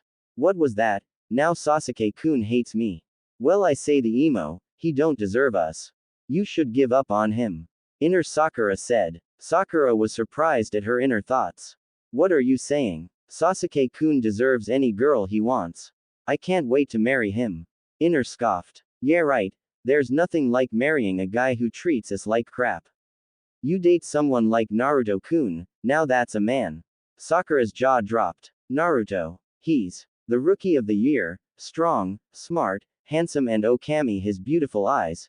Inner finished. Sakura had to admit, Naruto was good looking. Wait, why is she thinking this? She likes Sasuke. Good morning. Sakura turned to Kakashi, who broke her out of her thoughts. Morning sensei, what are we doing today? Sakura asked. Well, we'll be doing some D-rank missions. That is all. Kakashi answered with an eye smile. And? Sakura asked. And? That's it. Kakashi answered. What? Are you kidding me? Sakura yelled, startling her team. Are we actually going to train me or am I going to stay this week forever? Aren't you a sensei? When are you going to teach us anything? Sakura covered her mouth and ran away, leaving a shocked Kakashi, a gaping Sasuke and uncaring Sai. Flashback end. Hinner, what's going on with you? Sakura asked herself. I'm waking you up, now get some breakfast. If we are going to impress Naruto-kun and finally we can develop a killer body. Inner Sakura said. What do you mean? Sakura asked. Did you actually think you were going to develop a body by dieting? Look at Hinata. She has C cups and she's the same age as us, she's still developing. And do you know what she eats more than anything? No. What? Cinnamon buns and ramen. The only reason she's not fat is because she trains. This thin body of ours is going to get us killed. So eat 2 people worth of breakfast and find some women to train with. Inner said. Sakura nodded and proceeded to actually eat some real food and put on some tight shorts and a tank top that covers the top of her chest. With Naruto. Okay, now it's time for some ninja tag and this time I'm not going to be it because I'm the only boy. Naruto said narrowing his eyes. The girls chuckled. Now who's going to be it? Anko smirked and raised her hand. I'll be it. Naruto nodded. Okay, what's your personal rule? Anko touched her chin and thought about it. When Naruto was it, he made a rule where he could use 3 cage bunshin but the girls could use weapons. How about this? If you are caught, I get to use a clone. The clone numbers go up for each person caught. But you can rescue the person who is caught as long as you give them a kiss. I'll take you to the cage mountain if you are caught. The girls blushed at that but accepted the rules. And instead of the forest of death, we are going to run around the village. Alright, you have 30 seconds starting now.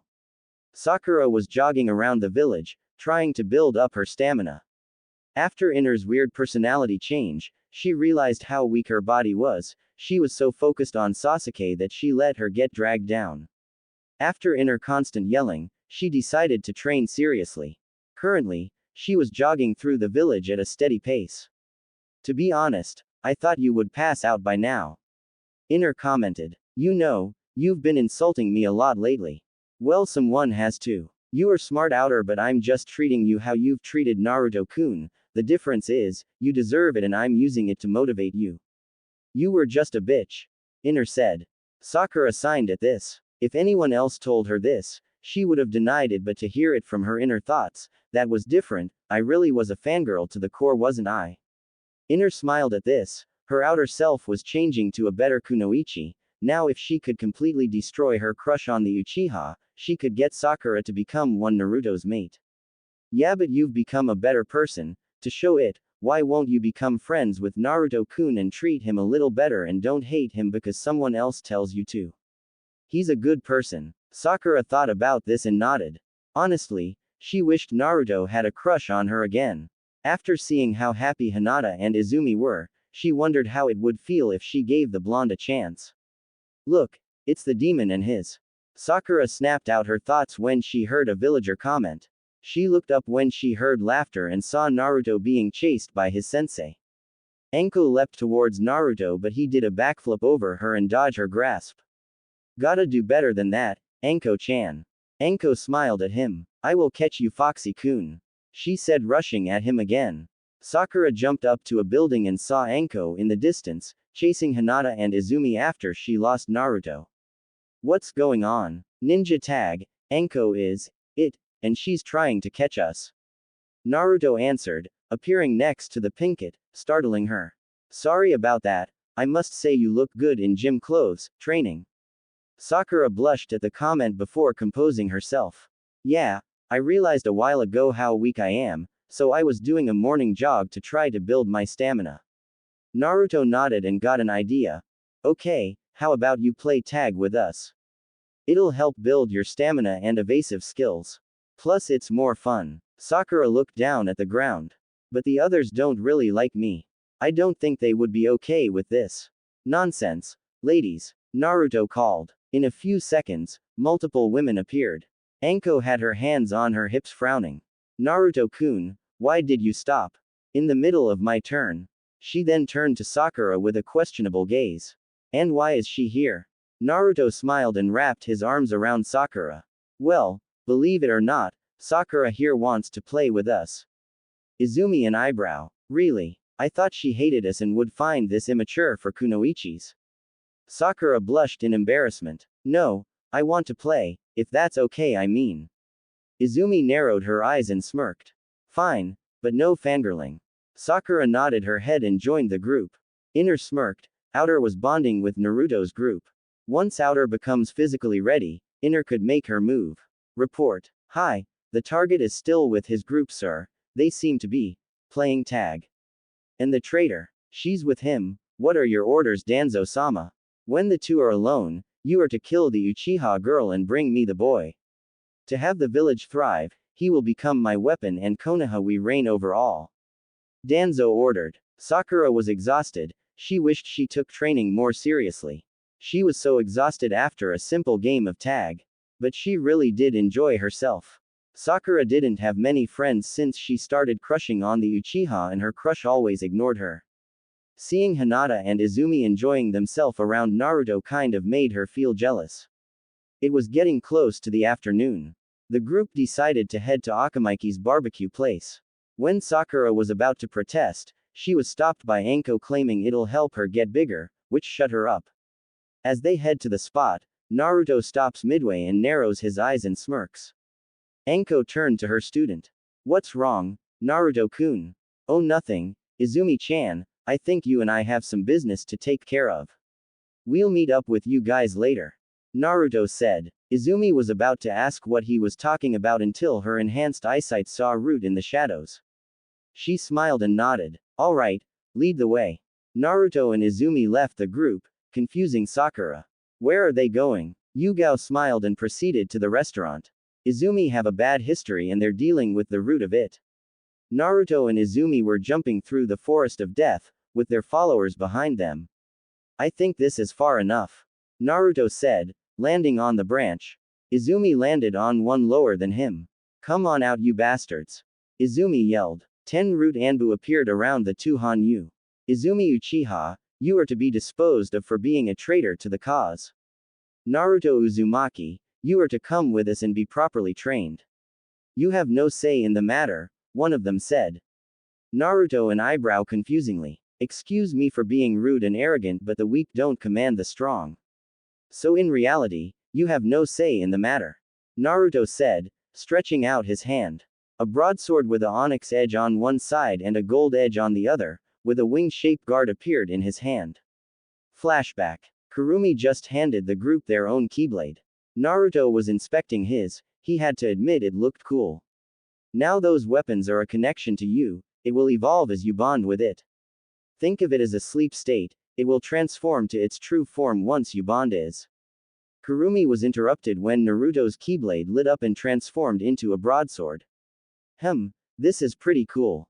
Naruto commented. Kurumi's jaw was hanging. But how? You just got that blade? Kurumi asked. I don't know, Kayasakuen just spoke to me. Naruto answered. Kayasakuen, Yugao asked. Naruto lifted his sword and smiled. Her name, the sword, is called Chaosakuen, Chaos Queen. Kurumi chuckled lightly, shaking her head. I shouldn't expect anything less from Naruto-sama. She paused again when Anko's blade started to glow, revealing her new weapon. Not telling. You too? Kurumi asked in disbelief. Anko held her weapon and smirked. I think she likes me. Yugao stared at Anko's new weapon and smirked. In a weird sadistic way, I think it fits you. Everyone looked at the weapon and agreed. Flashback ends. Izumi saw Naruto's weapon and pouted. Naruto-kun, let me fight.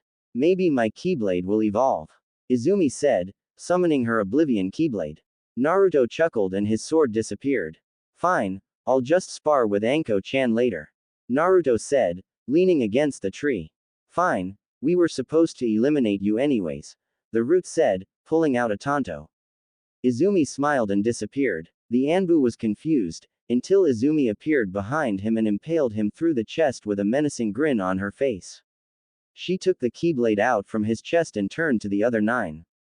Izumi said, charging the others.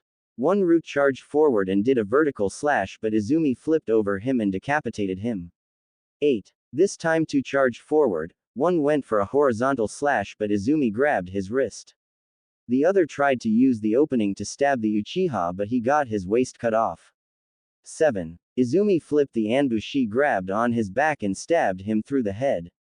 6. Naruto was impressed and turned on. Izumi was low Jonin in root and becoming a Hanyu increased her strength. The best part was that she wasn't using her Sharingan. Izumi looked at the rest of the root in boredom. Soon more Izumis started to appear, and they charged the rest of the root Anbu. Naruto watches as Izumi relentlessly cuts down the Anbu one by one. She looked like a true demon. After Izumi was done cutting down the Anbu, she turned to Naruto and jumped him, smashing her lips on top of Naruto's. Her bloodlust turned lust and she was pent up. Naruto wrapped his arms around her waist, pulling her closer. Izumi pulled back and smiled. That was fun, but my Keyblade didn't evolve. Izumi said with a cute pout.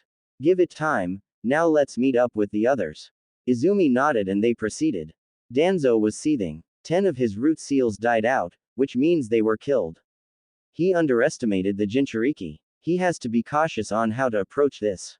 Soon Naruto, you'll be my weapon or die. Later that night, Anko was sweating as she tried to go to sleep.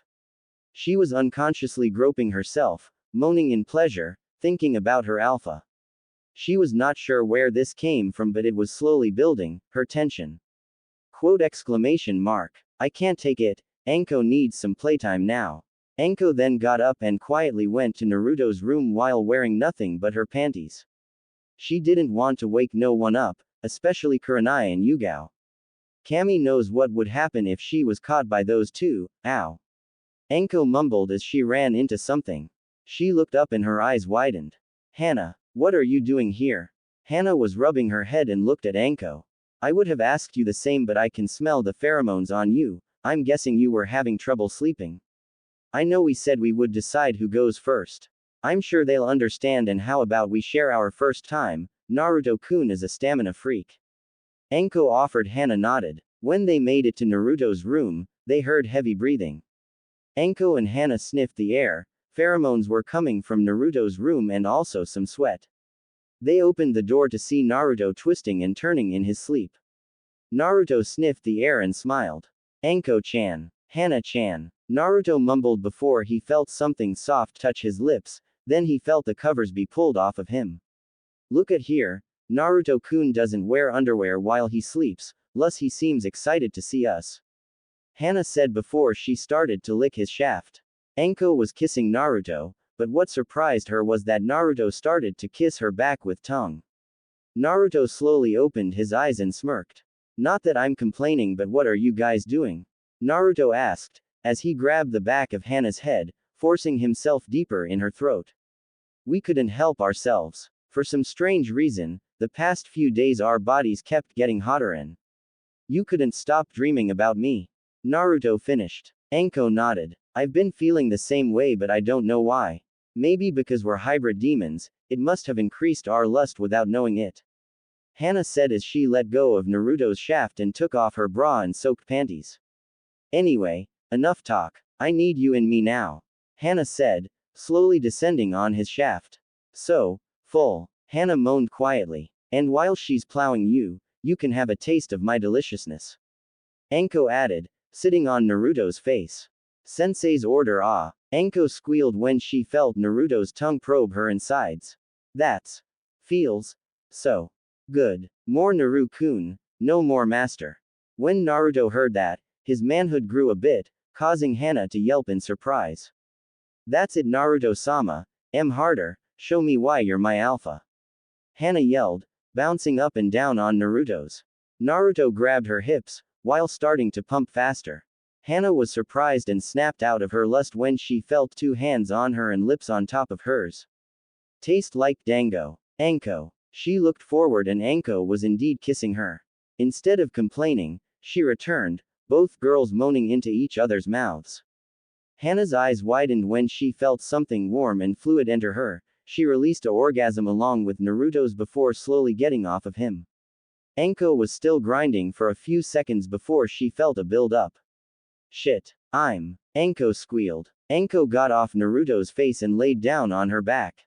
Now master, I believe it's my turn. Well, I can't keep my snake mistress waiting. Naruto said, crawling over Anko, lining up his member towards Anko's entrance. He slowly entered her, causing her to moan. Hot damn, you're huge. I feel so stuffed. Anko said. Naruto chuckled and began to move. Faster please, I want more. Anko begged. Naruto answered her plea by going faster. Unknowing to the blonde, Hana crept up behind him and started to caress his abs.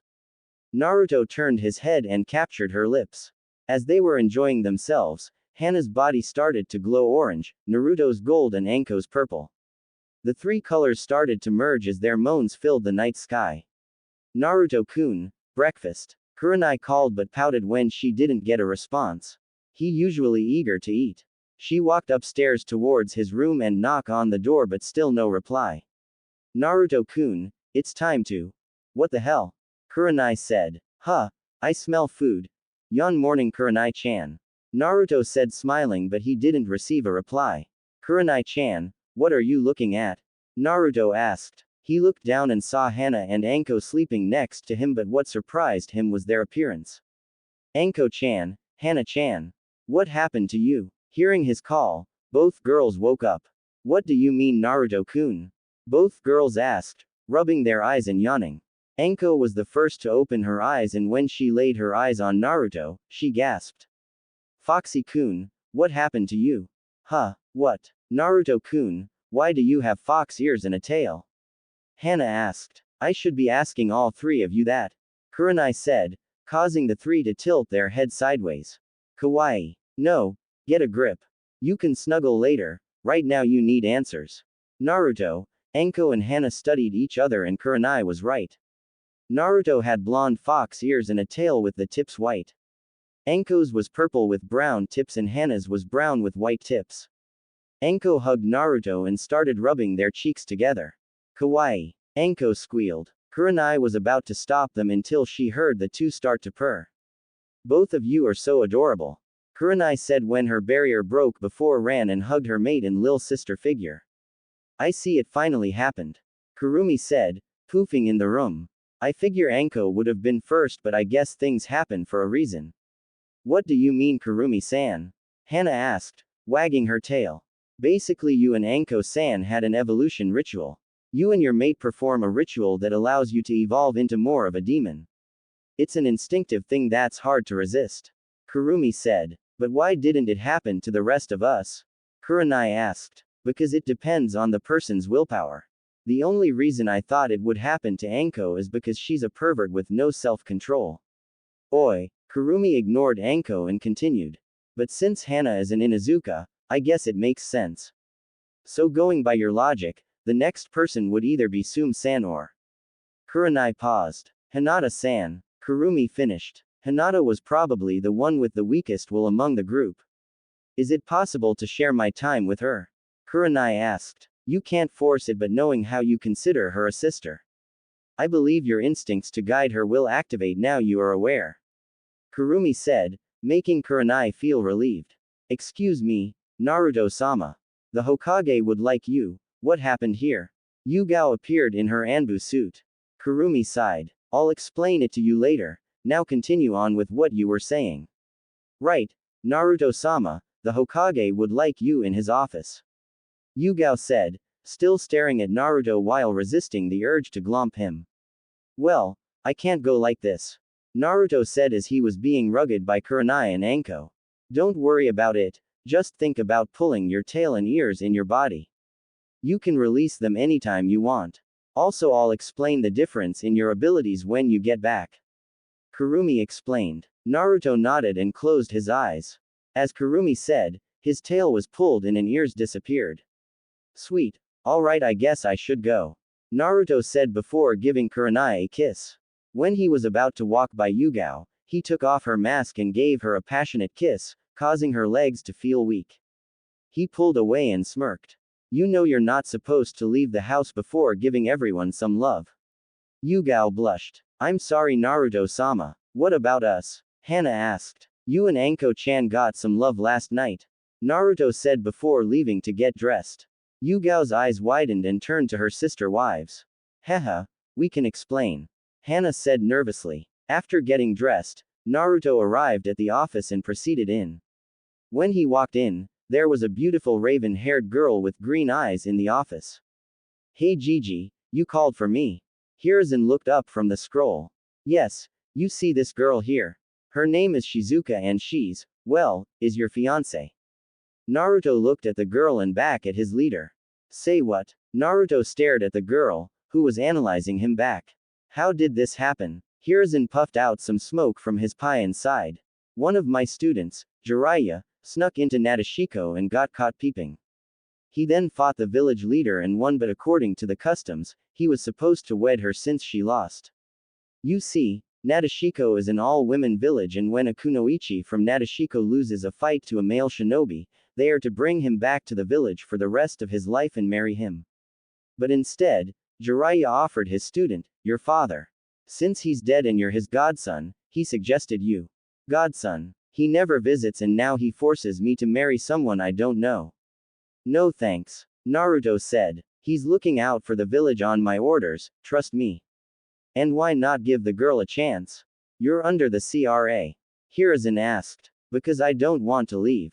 Naruto responded. You won't have to. Because of your clan status, it was decided Shizuka would be transferred here and act as a liaison between her village and ours once she becomes a chunin. That is if she accepts you. Hiruzen said. Naruto tilted his head in confusion.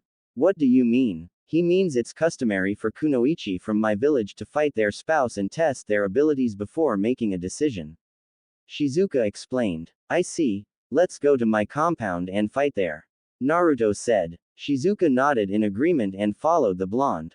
She was determined to win so she can prove her strength. There's no way I'm going to lose. I might be over my head. Shizuka thought as she watched Naruto's mates fighting against each other. Ha! Hinata shouted out a battle cry as she charged Hana, thrusting her palms forward to strike the Inuzuka air.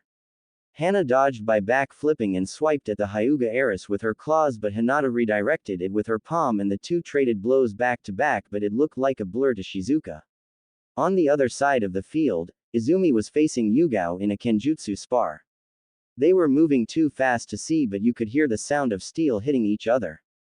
Hinata and Hana jumped off trees and were jumping off them, clashing in the air back and forth. Kurenai and Anko were on the side watching. Hey girls, Naruto called. The girls stopped and turned to their mate. Hinata and Izumi rushed him and glomped him in a hug.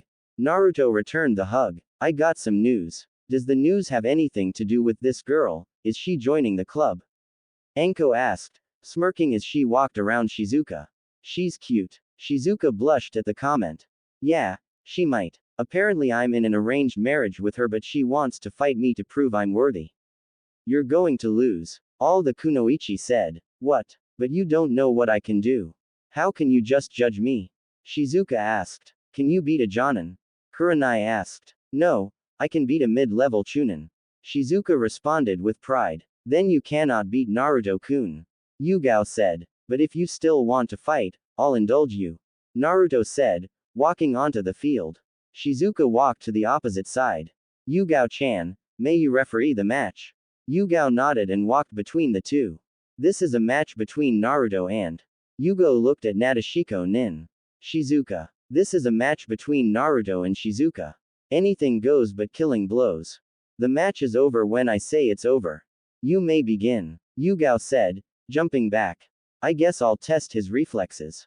Deep Crimson Dance performance. Shizuka pulled out some kunai and began to throw them at Naruto at rapid speed, but to her surprise, Naruto was able to dodge them with no effort at all.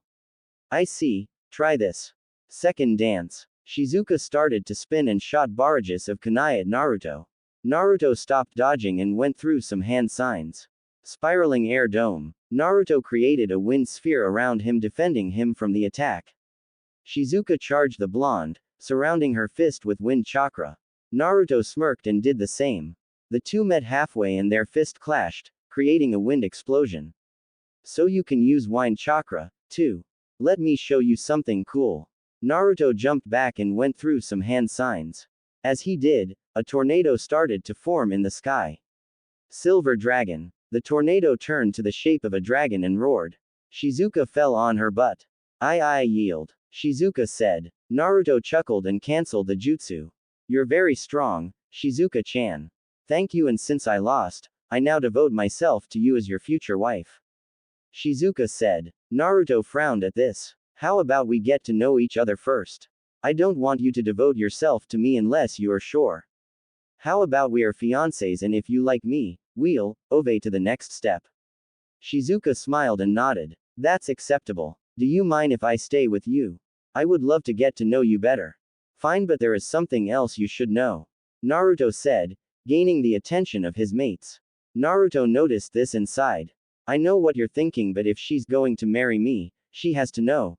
The girls nodded, confusing Shizuka.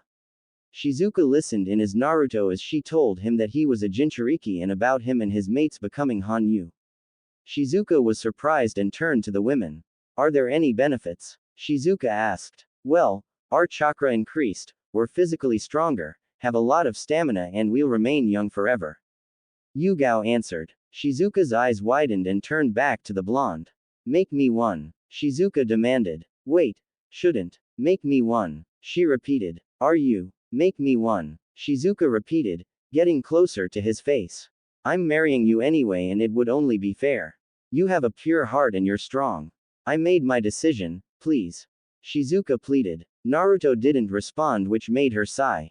I get it, I'm not as good looking and you don't know me. I'm sorry, I'll leave. She's playing him. The girls thought with a smirk. Wait, it's not that. It's a big decision that can affect your life forever and you can't turn back. If people find out what you are, they may not accept you. Naruto explained. Well, I'll have you and your wives, or my sister wives.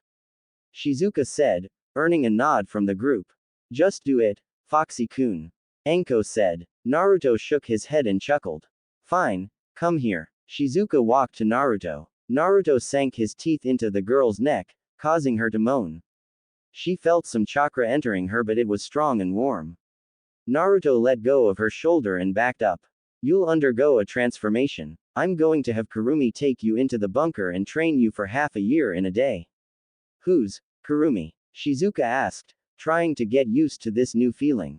The Kyuubi. Naruto said. Hello, it seems we have a new member. Kurumi said, appearing out of nowhere. Nice to meet you, Shizuka-chan. I'm honored to meet you, Kurumi-sama. Shizuka said with a bow. Great, now you're coming with me. Kurumi said, grabbing Shizuka's shoulder and disappearing in a crimson light. Naruto figured she took her to the time chamber to help her get used to her abilities faster. Now that she's gone, may I see your tail? Hinata asked Naruto. Yeah, I want to see. Izumi added. Naruto chuckled and revealed his blonde tail and ears. The two girls squealed and tackled the blonde and started to rub his tail. I'm so jealous. Izumi said. How can I get a tail? Hinata asked, snuggling in Naruto's tail. Naruto blushed and looked at Kurenai and Anko. Neither of you told her. Kurenai wouldn't let me. Anko defended. I thought it'll be best for her to figure it out on her own. It's bound to happen soon.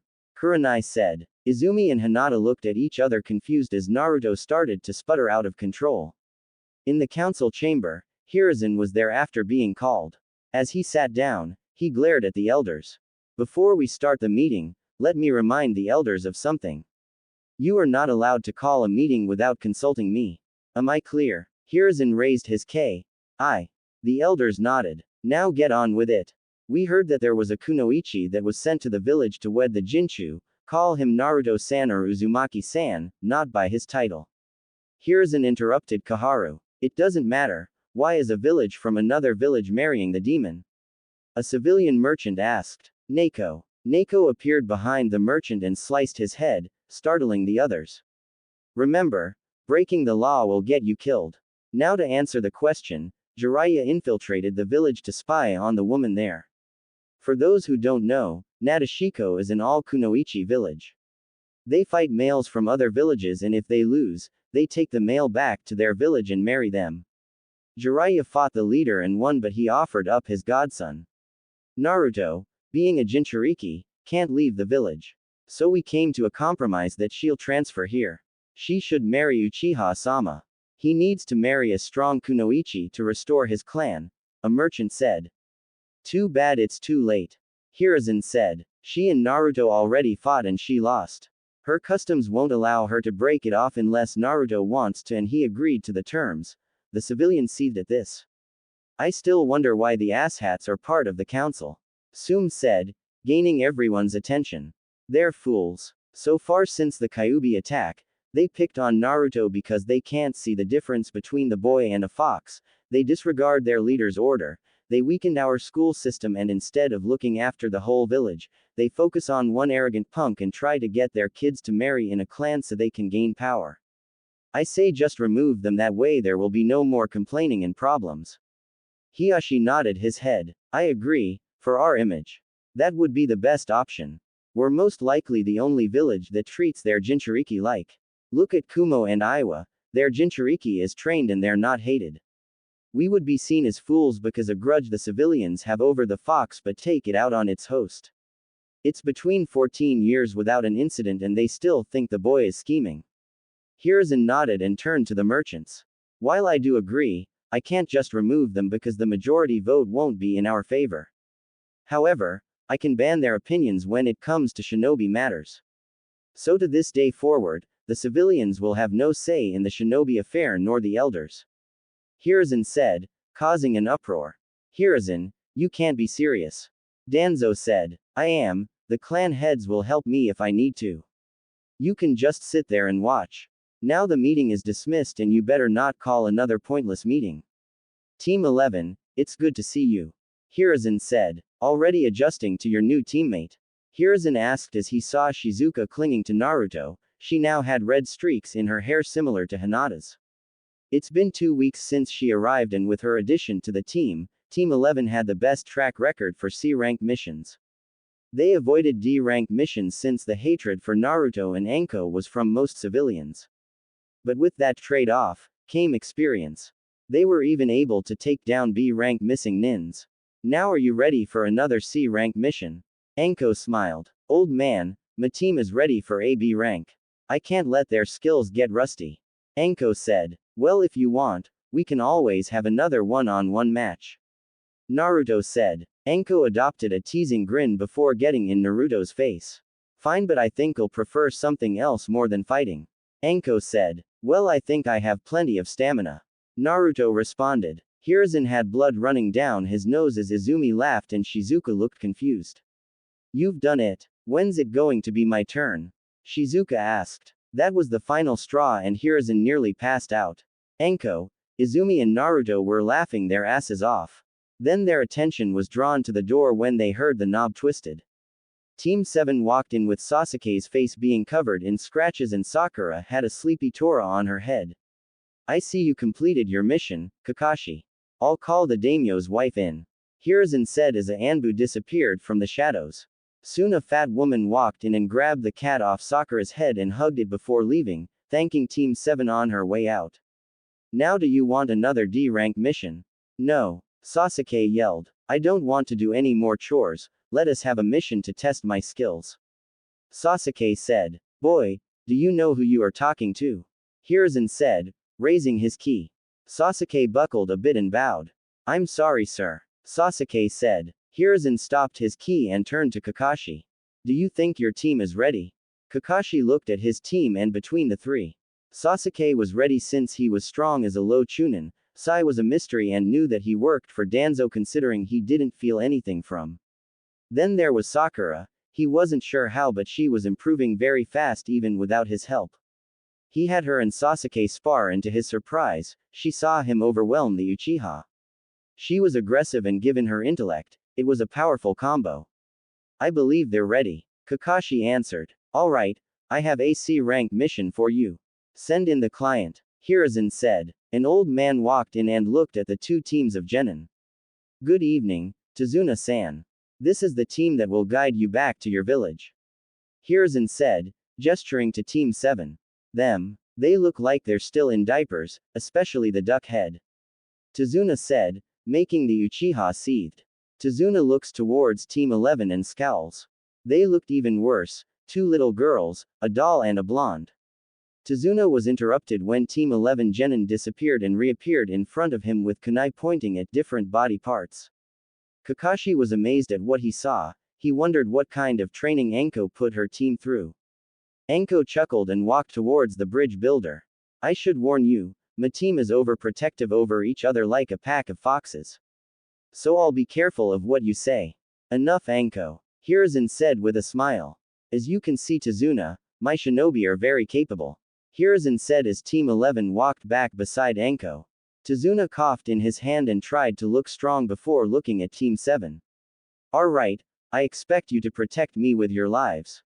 Tazuna said. Don't worry, they're just bandits. Nothing we can't handle. Kakashi said, making Tazuna flinch, which didn't go unnoticed by the Hokage, the Jonin and Team 11. Sasuke, Sakura and Sai. Prepare for a month-long trip at the most and meet me at the gate tomorrow morning. Kakashi said as his team and Tazuna left the room. Naruto turned to Hiruzen, who caught his eye. You've seen it as well. Naruto nodded. Yeah, he's hiding something. When Kakashi mentioned bandits, he flinched. I believe it's because of the situation at Wave. Shizuka said, gaining their attention. On my way to Konoha, Wave is dying and I heard some drug lord took over. I see, he's poor and doesn't have money. So he lied because he's probably afraid we won't help him. Izumi said. Look at you three, you make me proud. Anko teased before turning serious. What's your order? Well, since he can't afford it unless we help deal with the problem, I want you to trail Team 7 tomorrow and find out the drug lord and eliminate him. Then we'll collect our pay. Hiruzen said, earning a nod from the four as they shushin out the room.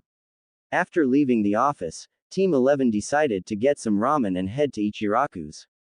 As Ayame was washing dishes, she heard the curtains open and turned to the entrance. When she saw her favorite blonde, a big bright smile appeared on her face. Naruto-kun. Ayame squeals as she runs towards the blonde and wraps him in a hug. Hey Ayame-chan. Naruto greeted his first friend. You don't visit as much, don't you miss me? Ayame asked while pouting. Of Ayame-chan, I was just busy outside the village. No, there's no excuse. How can I make it up to you?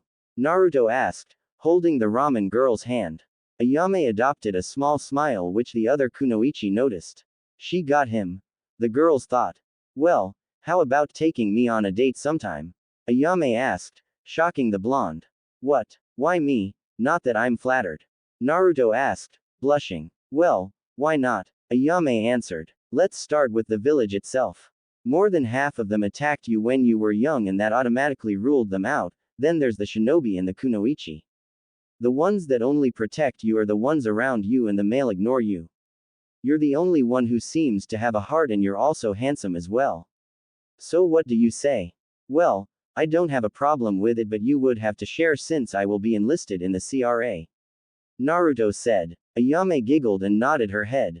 That's fine, especially since you can use shadow clones. Ayame said, making the others blush at the indication.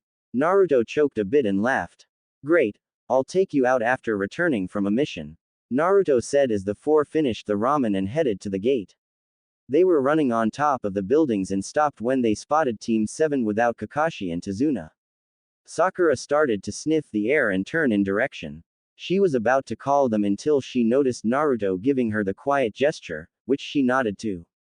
Alright, is everyone ready? Kakashi said with an eye smile. We were ready 3 hours ago, Hataki-sensei. Sakura said with annoyance. Kakashi rubbed his head nervously. Sakura, I noticed you have been aggressive lately. Really? I wonder why. Oh, I know, you keep wasting our time and I have to sit here with the two emos. Sakura said. Let's just go. Sakura said, walking ahead. Sasuke noticed the change in the Pinkett and smirked. She's been training and taking her job as a kunoichi seriously. Sakura. Sakura turned to the Uchiha with a questionable gaze. What is it? I was wondering if you wanted to go out later after we return. Sasuke asked. No, I'm okay. Sakura said, shocking the rest of the team, while Team 11 smiled at this. You do know I'm asking you on a date. Sasuke responded in disbelief. Yeah, and I'm not interested in you. Sakura replied. Yeah, we belong to Naruto-kun. He only wants us cause we're strong. Inner Sakura said. Yeah, who does he think he is? Sakura said as she walked with her team following her. Sasuke stood there for a while and frowned as he followed. Team 11 was in the trees behind them, waiting for Team 7 to walk a little further before tailing them. Naruto smiled at Sakura and was glad she was changing, but he also sensed two different chakras in her. One was hers but the others were like his. Alright ladies, let's head out and purge the disease in wave. Naruto said as the kunoichis nodded before following their mate.